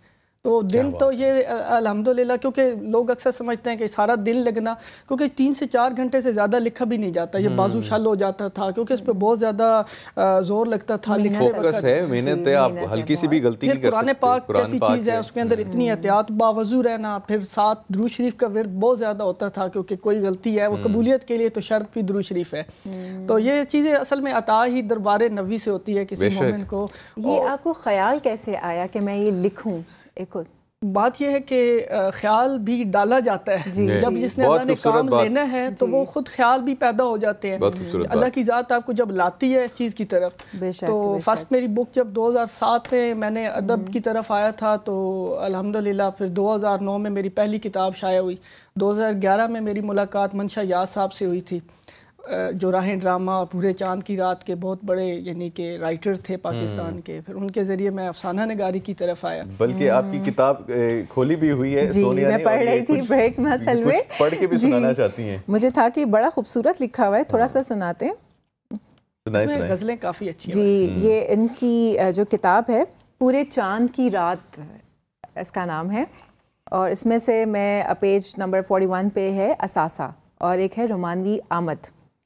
جانے پھر کہاں سے آ جاتی ہیں وہ اس کی یادیں اور پورے چاند کی یہ رات. کیا بات ہے، خوبصورت. اور دوسرا ہے اصل میں یہ پوری کتاب ہے ہی پورے چاند کی رات پہ. چاند کی رات اس پہ شاعری جو ہے اس کے محبت ہوئی ہوگی وہ دیکھیں نا قیدوں جب تک دل نہیں ٹوٹتا جب تک ایسی کہانیاں اور جنگ وہ جو قید کے اندر رہنے والے ہوتے ہیں نا، جو قید گزارے ہوتے ہیں، ان کی جو زیادہ تر مضامین ہوتے ہیں وہ آزادی پہ ہوتے ہیں. تو ضروری نہیں ہے کہ انہوں نے آزادی دیکھی ہوتی ہے. ٹھیک ہے. اچھا نہیں بھائی یہ بتائیں کہ قرآن پاک جو آپ لکھتے ہیں اس کی پروف ریڈنگ بھی ہوتی ہے، اس کا کیا پروسیس ہے؟ سارا کچھ خود کرتا ہوں میں، تاکہ اس میں کوئی میں نے سارا کچھ خود ہی کیا ہے. یعنی کہ کوشش کی تھی کچھ لوگوں سے سر اس کا جو پروسیس ہوتا تھا نا وہ کم از کم ایک جو صفحہ لکھا ہے نا پہلے اس کو صرف لکھا ہے، پھر اس کے اعراب لگائے ہیں، پھر جب میں اس کے اوپر رموز اوقاف لگاتا تھا نا تو وہ اتنا مشکل مرحلہ ہوتا ہے. یعنی کہ آپ نے ایک ایک لفظ دیکھنا ہے تو اس وقت وہ بہت ساری غلطیاں خود بخود نکل آتی تھی. تو اس کے بعد الحمدللہ گنجائش ہی نہیں رہتی تھی کہ اس کے بعد پھر میں نے چونکہ خود حافظ بھی ہوں اور میں نے اس کو خود پڑھا ہے تو اس وجہ سے وہ پھر آسانی رہی ہے کہ پروف ریڈنگ کے حوالے سے بھی. بہت خوبصورت، بہت خوبصورت. اچھا یہ آپ نے ابھی 2 نسخے جو ہیں وہ دکھائے ہیں. یہ تیسرا ابھی سر میرے پاس ابھی میں لا بڑی مشکل کیونکہ وزن کافی زیادہ ہے. جی یہ جو ہے یہ جو ہے خط نستعلیق کے اندر ہے اور یہ آپ سے اچھا اس میں بھی دیکھ لیں طرز مصحف مدینہ النبوہ جو مدینہ شریف کے اندر قرآن پاک ہے یہ میں نے اس کی طرز پہ لکھا ہے. ماشاءاللہ ماشاءاللہ. یہ آپ ہم اس لیے نہیں دیتا کہ وہ ناظرین دیکھ سکیں آپ کی. بہت خوبصورت ہے ماشاءاللہ سے. یہ کہیں سے بھی نہیں واقعی جیسے سونیا کہہ رہی نہیں لگتا کہ یہ ہینڈ ریٹن ہے، یہ ہاتھ سے لکھا ہوا ہے. اتنا ماشاءاللہ خوبصورت ہے، صفائی ہے اور وہ کیلکولیٹڈ الفابیٹس ہیں وہ سارے. دوسرے سر میں نے بارڈرز کافی خود ڈیزائن کی ہے. بارڈرز خود ڈیزائن کی ہے اور پھر اس کو کلر کمبینیشن جو ہے سارا خود کیا ہے اور پھر اس وجہ سے پھر یہ تھا کہ اس کا وہ اپنی طرف سے جتنی کوشش تھی اس کو خوبصورتی کے ساتھ پریزنٹ کی ہے. نہیں بھائی بہت بہت اچھا لگا آپ سے مل کے اور ماشاءاللہ اللہ پاک جو ہے آپ کو مزید جو ہے کامیابی دے، توفیق دے. یہ بڑے خوش قسمت لوگ ہوتے ہیں سر جن کو یہ سعادت نصیب ہوتی ہے. الحمدللہ سر ساتھ ساتھ اللہ کا شکر ہے کہ دونوں طرف الحمدللہ کام جاری ہے. ایک طرف قلم سے بھی رشتہ جاری ہے اور ساتھ ساتھ کتاب سے بھی رشتہ جاری ہے. بہت خوبصورت، بہت خوبصورت، بہت خوبصورت. بہت بہت شکریہ نعیم یاد صاحب آپ ہمارے پاس آئے اور ہمارا جو آج کا دن ہے روشن کر دیں. بڑا خوبصورت ہے ماشاءاللہ سے. اللہ آپ کو کامیابی عطا فرمائے. بالکل. بریک میں چلتے ہیں، بریک میں چلتے ہیں. بریک کے بعد واپس آئیں گے اور کچھ گیسٹ اور ہمارے ساتھ ہوں گے، ان سے بات چیت کریں گے. Let's take a break.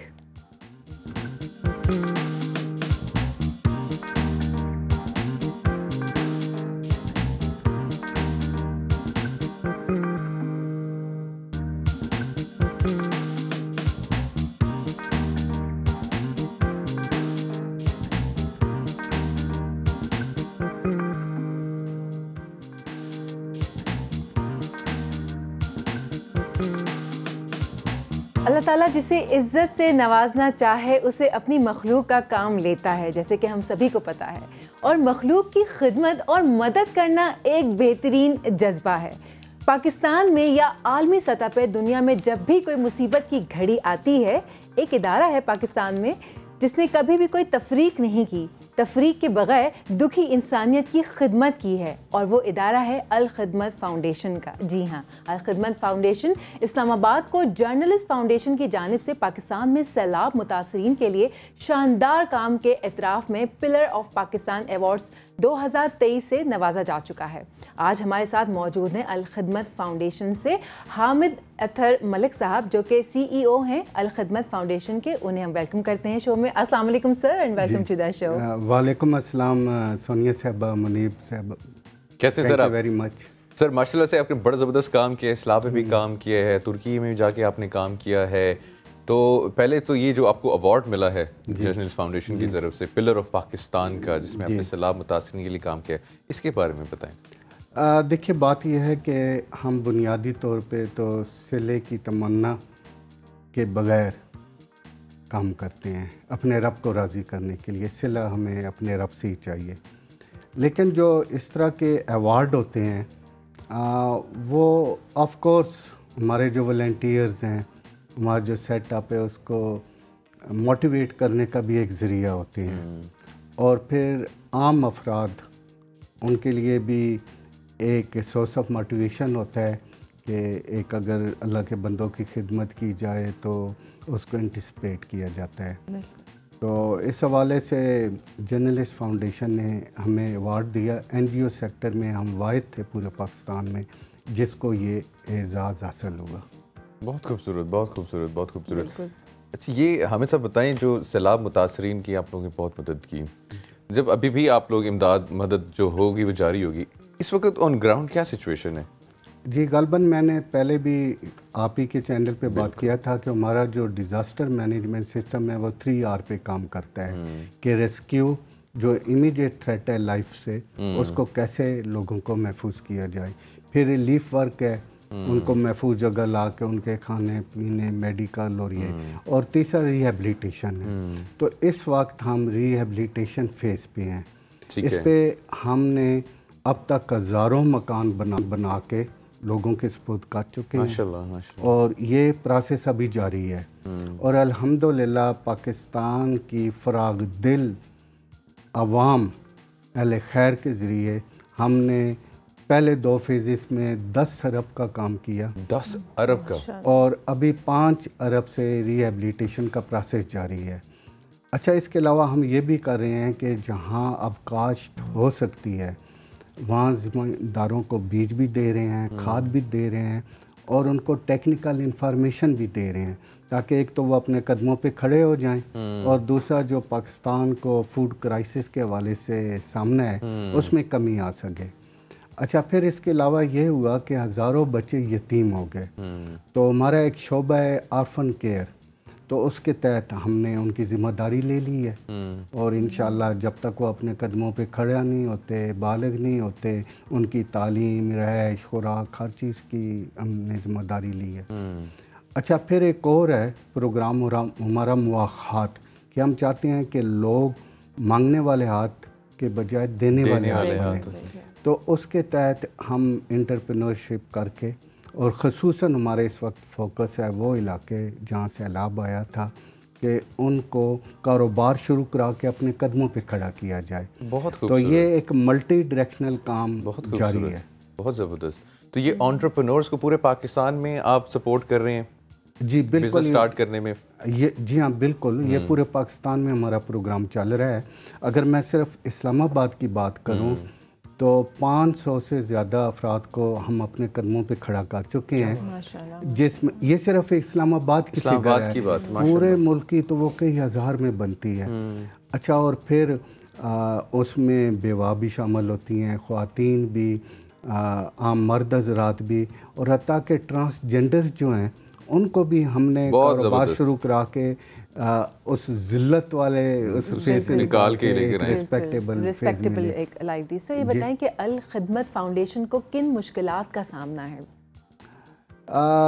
As such میں سمجھتا ہوں کہ مشکلات تو ہر پروسیس میں ہوتی ہیں اور کام ہی ہمارا یہی ہوتا ہے کہ ان مشکلات سے نکلنے کا کوئی ایک حل نکالا جائے، راستہ نکالا جائے۔ اچھا، اس میں بعض اوقات ہمیں جو مشکل پیش آتی ہے کہ بہت سارے کام ایسے ہم کرنا چاہتے ہیں جو اس کے لیے پھر گورنمنٹ کے قوانین اور دوسری چیزیں اور ان کی سپورٹ کی ضرورت ہوتی ہے۔ اچھا، اس حوالے سے کچھ ہمیں انتظار یا کوشش کرنی پڑتی ہے۔ سر اس ہاٹ سیٹ پہ جو بھی آگے بیٹھا ہے اس نے یہی کہا ہے سرکار کی طرف سے ہمیں کوئی مدد نہیں ہے۔ ابھی میرے دل میں ایک بات آ رہی تھی سر، لیکن میں وہ آن ایئر کہہ نہیں سکتی ہوں، میں آف ایئر ضرور کہوں گی آپ سے۔ جی صحیح جی بتائیں، الخدمت فاؤنڈیشن پورے ملک میں جو کام کر رہا ہے، جن آپ نے بتایا بچوں کے لیے، ٹرانسجینڈرز کے لیے، انٹرپرینورز کے لیے، اس کے علاوہ اور کیا ایسا فلاحی کام ہے؟ کیونکہ اس وقت بہت سارے لوگ ہیں جو آپ کو اسکرین پر دیکھ رہے ہیں، تو وہ آپ کو سپورٹ کر سکیں گے اس چیز کے لیے۔ آپ نے بڑا اچھا سوال کیا اور یہ سوال ہمارے لیے اس حوالے سے اہم بھی ہے اور عام افراد کے لیے کہ ہم نے اپنے کام کو 7 شعبوں میں تقسیم کر رکھا ہے۔ 7 شعبوں کی کوز و قضا ہے اور کسی فرد کو جو بھی ضرورت پیش آ سکتی ہے ہمارے کسی نہ کسی شعبے کے تحت پوری ہو رہی ہوتی ہے۔ ایک دفعہ ایک مہمان ہمارے پروگرام میں آئے اور انہوں نے جب دیکھا تو انہوں نے کہا جی کہ ماں کی گود سے لے کے قبر کی گود تک ایک فرد کو جو ضروریات پیش آ سکتی ہیں، الخدمت تو اپنی استطاعت کے مطابق ان کی خدمت کاری ہے۔ کیا بات ہے۔ مثلا ہیلتھ کا شعبہ ہے، 44 ہمارے بڑے بڑے ہاسپٹل ہیں، سینکڑوں میڈیکل سینٹر ہیں اور اس کے علاوہ ایمبولینس کیمپ ہم لگاتے ہیں، فری آف کاسٹ ٹریٹمنٹ۔ اس میں ایسا ہے کہ ہمارا جو اصول ہے کہ کوالٹی ٹریٹمنٹ افورڈیبل ریٹ، کہ اس میں مثلا ہمارا راضی ہاسپٹل ہے ادھر اسلام آباد میں، جو باہر اسپیشلسٹ 2500 روپے لیتا ہے، یہاں صرف 500 یا 600 لیتا ہے۔ ٹھیک۔ اچھا، اسی طرح مثلا فیکو سرجری ہے، باہر کسی جگہ بھی 1 لاکھ سے کم نہیں ہوتی، ہمارے ہاسپٹل میں 15,000 سے ہوتی ہے، تب نہ ہونے کے برابر پیسے لیے جاتے ہیں۔ لیکن اس کے باوجود ہمارے ہاسپٹل میں کوئی بھی آ جائے اور وہ مالی دشواریوں کی وجہ سے علاج سے محروم نہیں ہوتا، اسے سمپلی ہمارے ایک آفیسر سے ملاقات کرنی ہوتی ہے، وہ چند سوالات کر کے اس جو یہ ریٹس ہیں اسے بھی 50% یا بالکل فری کر دیتا ہے۔ لیکن اس میں جو اہم بات میں آپ کو بتانے والا ہوں کہ وہ نہ تو ہمارے ڈاکٹر نہ اور سٹاف کو پتہ ہوتا ہے کہ یہ کنسیشنل ریٹ پہ آ رہا ہے تاکہ اس کی عزت نفس رہے اور یہ رہے۔ جی ہاں، اس کے علاوہ ایک اور صحت سے متعلقہ شعبہ ہے۔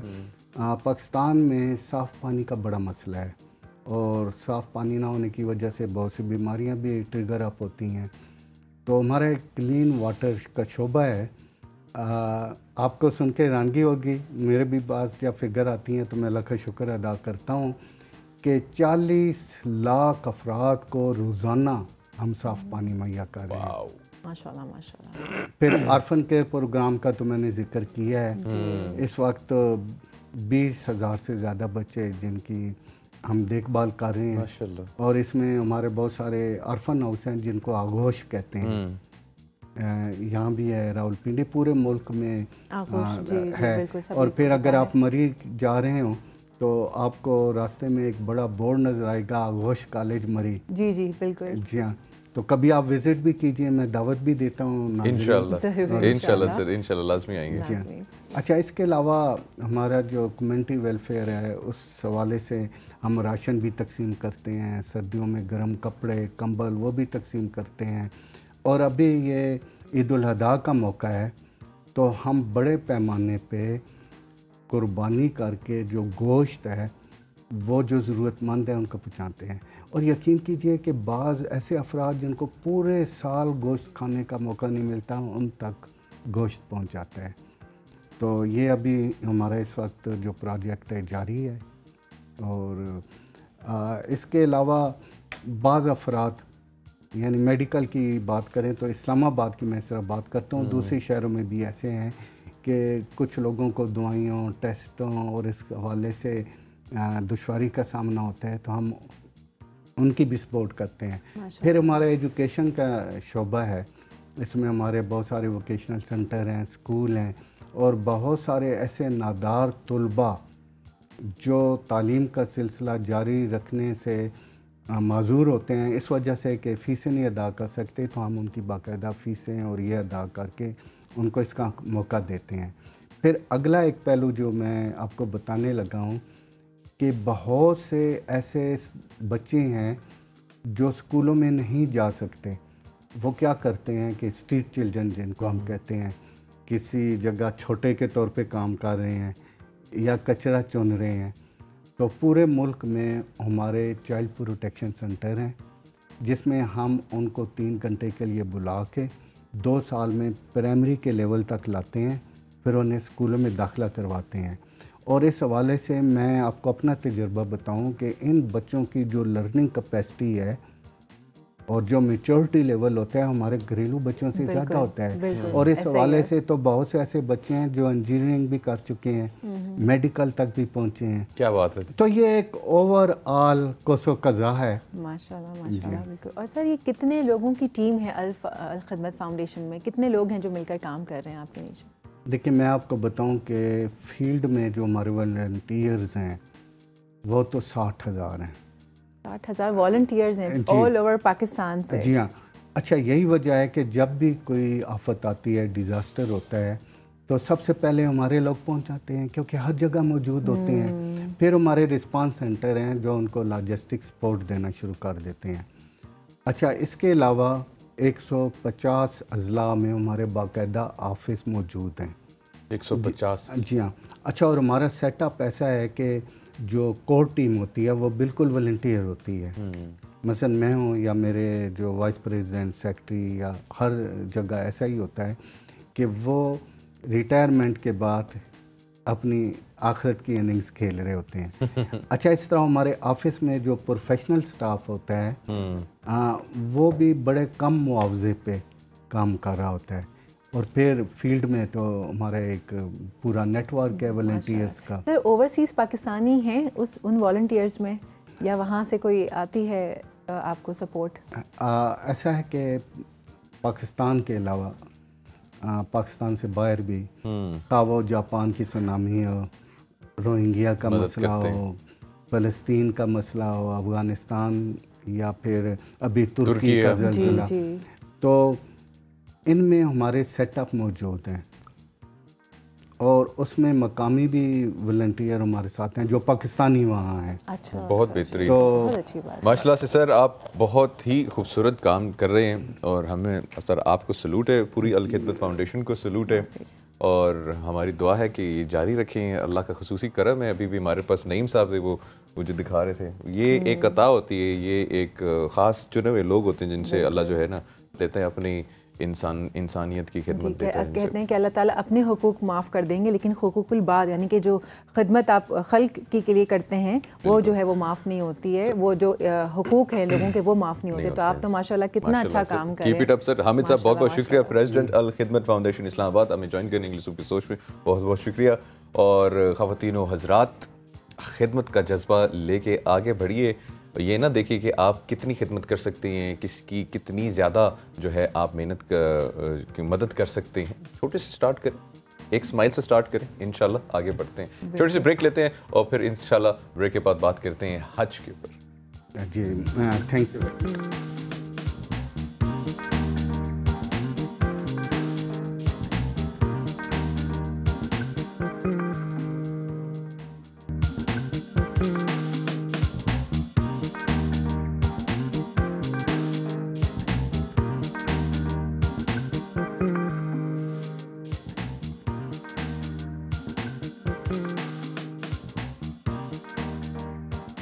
Welcome back viewers. सुबह की सोच में आप सबको एक मरतबा फिर वेलकम। दीन इस्लाम एक मुकम्मल ज़ाब्ता हयात है जिसके अरकान इस्लाम मुसलमानों को ज़िंदगी गुजारने का तरीका सिखाते हैं। दीन इस्लाम का एक अहम रुकन हज भी है। جو ہر صاحب استطاعت مرد اور عورت پر فرض ہے، لازم ہے۔ ذوالحج کے ماہ میں مسلمان حج کی سعادت حاصل کرتے ہیں۔ آج ہم بات کریں گے حج کے احکام اور فضائل کے حوالے سے، اور جانیں گے کہ قربانی مسلمانوں کی زندگی میں کیوں ضروری ہے، کیوں عمل میں آئی۔ اس پر بات کرنے کے لیے ہمارے ساتھ موجود ہیں مفتی ظاہر عباس صاحب، جو کہ اس وقت اسٹوڈیوز میں موجود ہیں۔ السلام علیکم۔ وعلیکم السلام ورحمۃ اللہ، کیا حال ہے؟ الحمدللہ مفتی صاحب، آپ بتائیے کیسے ہیں؟ سے ٹھیک ہے؟ اللہ کا شکر، بالکل خیریت۔ اچھا مفتی صاحب، سب سے پہلے تو یہ جو ہے نا آسان الفاظوں میں جو ہے نا ہماری عوام کے لیے بتائیں کہ حج کے معنی کیا ہیں اور اس کے حوالے سے احکام کیا ہیں؟ بسم اللہ الرحمن الرحیم۔ سب سے پہلے تو ABN نیوز اور آپ کا شکریہ کہ آپ نے آج کے خوبصورت موضوع پر مجھے لب کشائی کا موقع بخشا۔ دوسری بات یہ ہے کہ اللہ تعالیٰ نے قرآن مقدس میں ارشاد فرمایا، سورہ بقرہ آیت نمبر 197 ہے، فرمایا الحج اشہر معلومات، یہ جو حج ہے یہ گنے ہوئے مہینے ہیں، اور فرمایا فمن فرض فیہن الحج، جس نے ان کے اندر یعنی ان خاص دنوں میں حج کیا، فلا رفث ولا فسوق ولا جدال فی الحج، اور حج کے احکامات کو وہ بروئے کار لایا۔ تو فرمایا اللہ تعالیٰ نے، اور پھر اس کی تفسیر میں آقا علیہ السلام نے، کہ وہ بخشا گیا۔ وہ ایسے ہے کہ کولدتہ امہ، جیسے کہ اسے اس کی ماں نے آج کے دن میں جنم دیا ہو۔ لہٰذا حج کا مطلب یہ ہے کہ مسلمان احرام باندھ کر عرفہ کے میدان میں وہاں رہے اور اللہ کے گھر کا طواف کرے، تو اسے حج کہتے ہیں۔ اور جس نے یہ کر لیا، رب کائنات نے اس کے پچھلے سارے گناہ معاف فرما دیے۔ اور حج کے بارے میں آقا علیہ السلام فرماتے ہیں کہ جس پر حج فرض ہو، یعنی جو اپنا زاد راہ اس کے پاس ہو، یعنی ٹکٹ اور سامان وہ لے سکتا ہو، اور پیچھے گھر میں بھی وہ رکھ سکتا ہو، گھر والوں کو نان و نفقہ یا خرچہ وغیرہ دے سکتا ہو، اور اگر وہ حج نہ کرے تو پھر اس کے ایمان پر شک ہے۔ یہ آقا علیہ السلام فرماتے ہیں ماں بھی مسلمین، وہ اس کا شمار مسلمانوں میں نہیں کیا جائے گا جب تک کہ وہ حج نہ کرے۔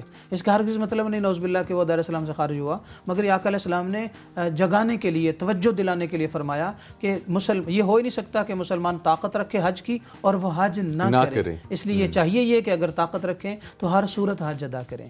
بہت خوبصورت، بہت خوبصورت۔ ویسے حج کی عبادت مسلمانوں کو سکھاتی کیا ہے؟ حج کی عبادت مسلمانوں کو اجتماعیت سکھاتی ہے، کیونکہ پوری دنیا سے مسلمان جمع ہوتے ہیں اور اسلام کی طاقت کا اظہار کرتے ہیں۔ دوسری بات یہ ہے کہ حج کی عبادت مسلمانوں کو اور تمام انسانوں کو یگانگی، محبت، پیار اور اتحاد سکھاتی ہے، کہ مسلمان صرف جمع نہیں ہوتے بلکہ ایک خاص مقصد کے لیے جمع ہوتے ہیں۔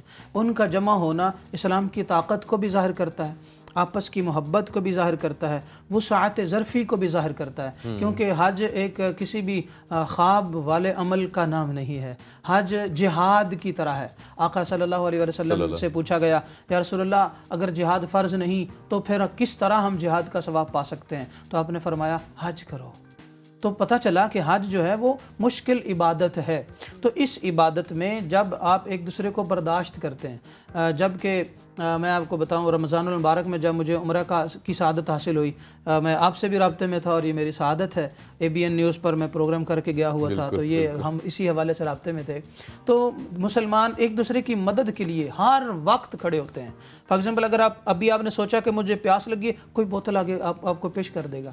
آپ نے اگر فیل کیا کہ میں نڈھال ہو رہا ہوں، مجھے بھوک لگی ہے، تو پتہ نہیں کہاں سے اسے کیسے پتہ چلے گا، وہ کھانا لا کے آپ کو پیش کر دے گا۔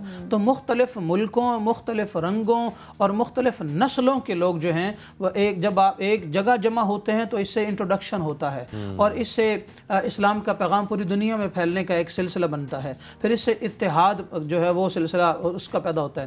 آج ہمارا حال یہ ہے کہ ہم اپنی گلی میں کسی کو نہیں جانتے ہوتے، مگر جب آپ حج میں جاتے ہیں تو آپ کے تعلقات ملکوں دنیا بھر میں ہو جاتے ہیں۔ اگر آپ کا اخلاق اچھا ہے تو آپ ایک ہی حج میں 40 سے 50 یا 60 یا 70 سے زیادہ ممالک کے لوگوں کے ساتھ آپ انڈرسٹینڈنگ کر سکتے ہیں۔ آج ہم گھر بیٹھے بھی، چونکہ ورلڈ گلوبل ولیج ہو چکا ہے، اس کے باوجود آج ہم گھر بیٹھے بھی بہت سارے لوگوں سے رابطہ کر سکتے ہیں۔ مگر اگر آپ یہ چاہتے ہیں کہ آپ کے تعلقات ورلڈ لیول پر پوری دنیا میں بن جائیں تو آپ یا تو عمرہ کر لیں یا حج کر لیں، اور وہ والی چیز ہے کہ آپ اپنے آپ کو، اپنے اخلاق کو، اپنے مشن کو، جو لائف کا مشن ہے، وہ کسی بھی حوالے سے آپ اسے انٹروڈیوس کروا سکتے ہیں۔ سو حج نہ صرف بخشش کا سبب ہے بلکہ حج پوری زندگی میں آپ کی کامیابی، ترقی، عروج اور ہر طرح کی خوشیوں کا سبب بھی ہے اور اسلام کی طاقت کا سبب بھی ہے۔ ماشاءاللہ مفتی صاحب، حج پہ جانے کے لیے ایک ہوتا ہے نا، ایک کیا کہنا چاہیے، ایک لسٹ بنائی جاتی ہے کہ مجھے یہ کرنا ہے، یہ کرنا ہے،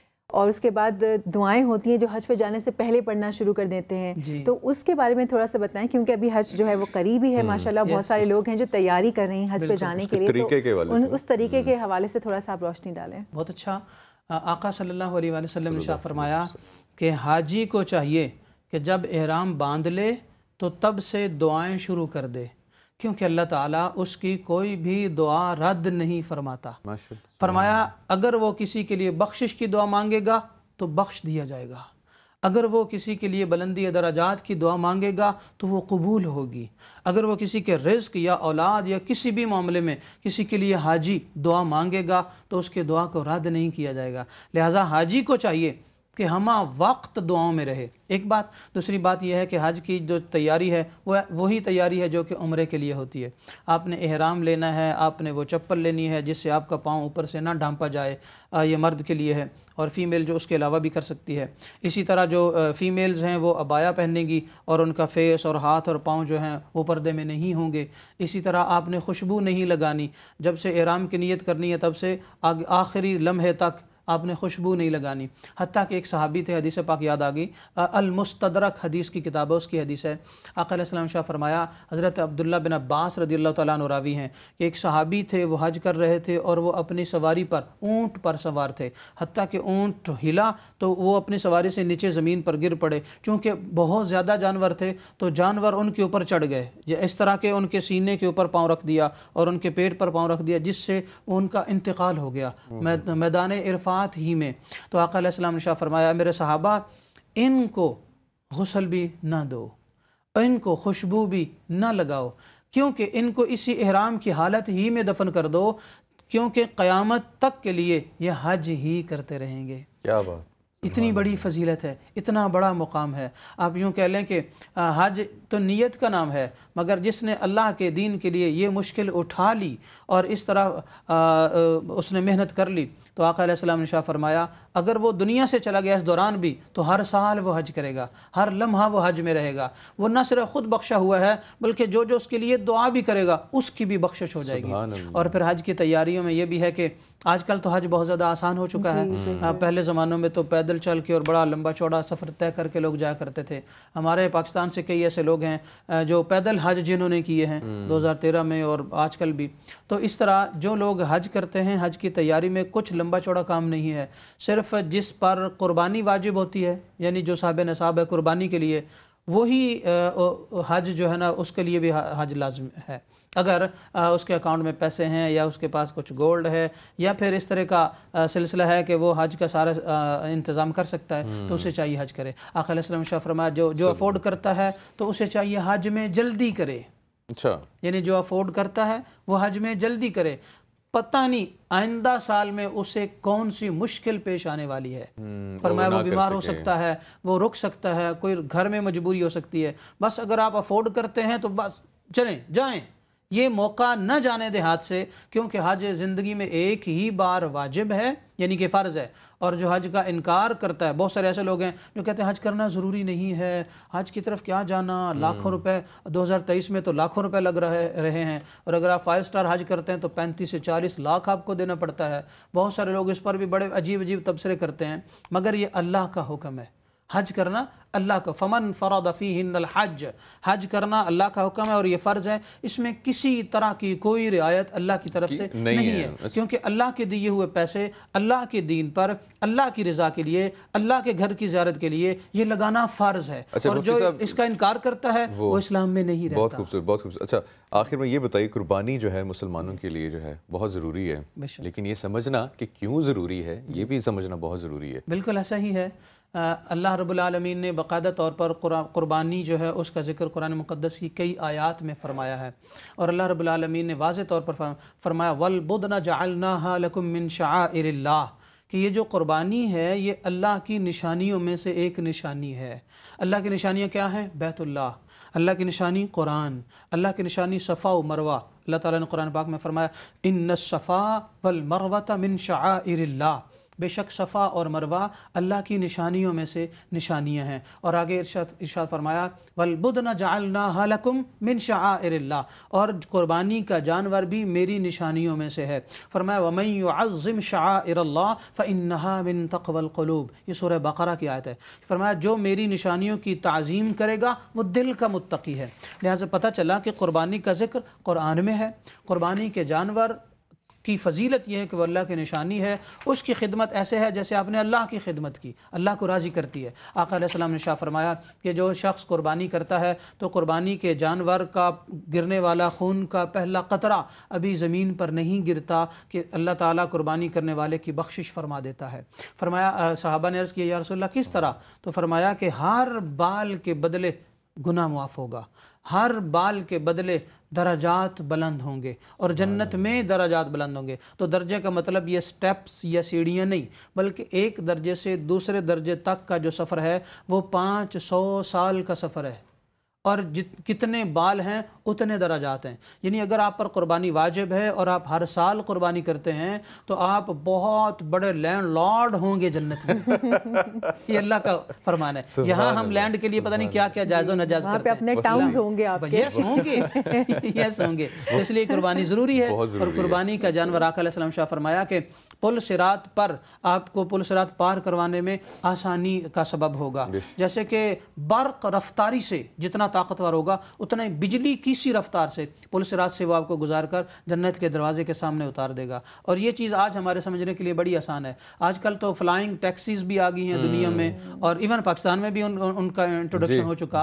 تو اگر آپ ایک جگہ سے دوسری جگہ لمحوں میں جانا چاہیں تو اگر آپ اسلام آباد سے کراچی جاتے ہیں تو 1200 کلومیٹر کا سفر آپ 1.5-2 گھنٹے میں کر لیتے ہیں۔ تو جب آپ کرتے ہیں تو پھر سمجھ آتی ہے کہ یک دم قربانی کا جانور کیسے پہنچاتا ہے۔ تو دنیا میں انسان کی بنائی ہوئی چیز اگر آپ کو چند گھنٹوں میں، ایون مکہ سے الریاض سے مکہ تک جو ہے وہ 5 منٹ کا سفر ہونے والا ہے، تو اس طرح قربانی کا جانور جہنم کے اوپر سے گزار کر پل صراط کے اوپر سے گزار کر جنت تک پہنچائے گا انشاءاللہ۔ مفتی ظاہر صاحب بہت بہت شکریہ، بہت بہت شکریہ۔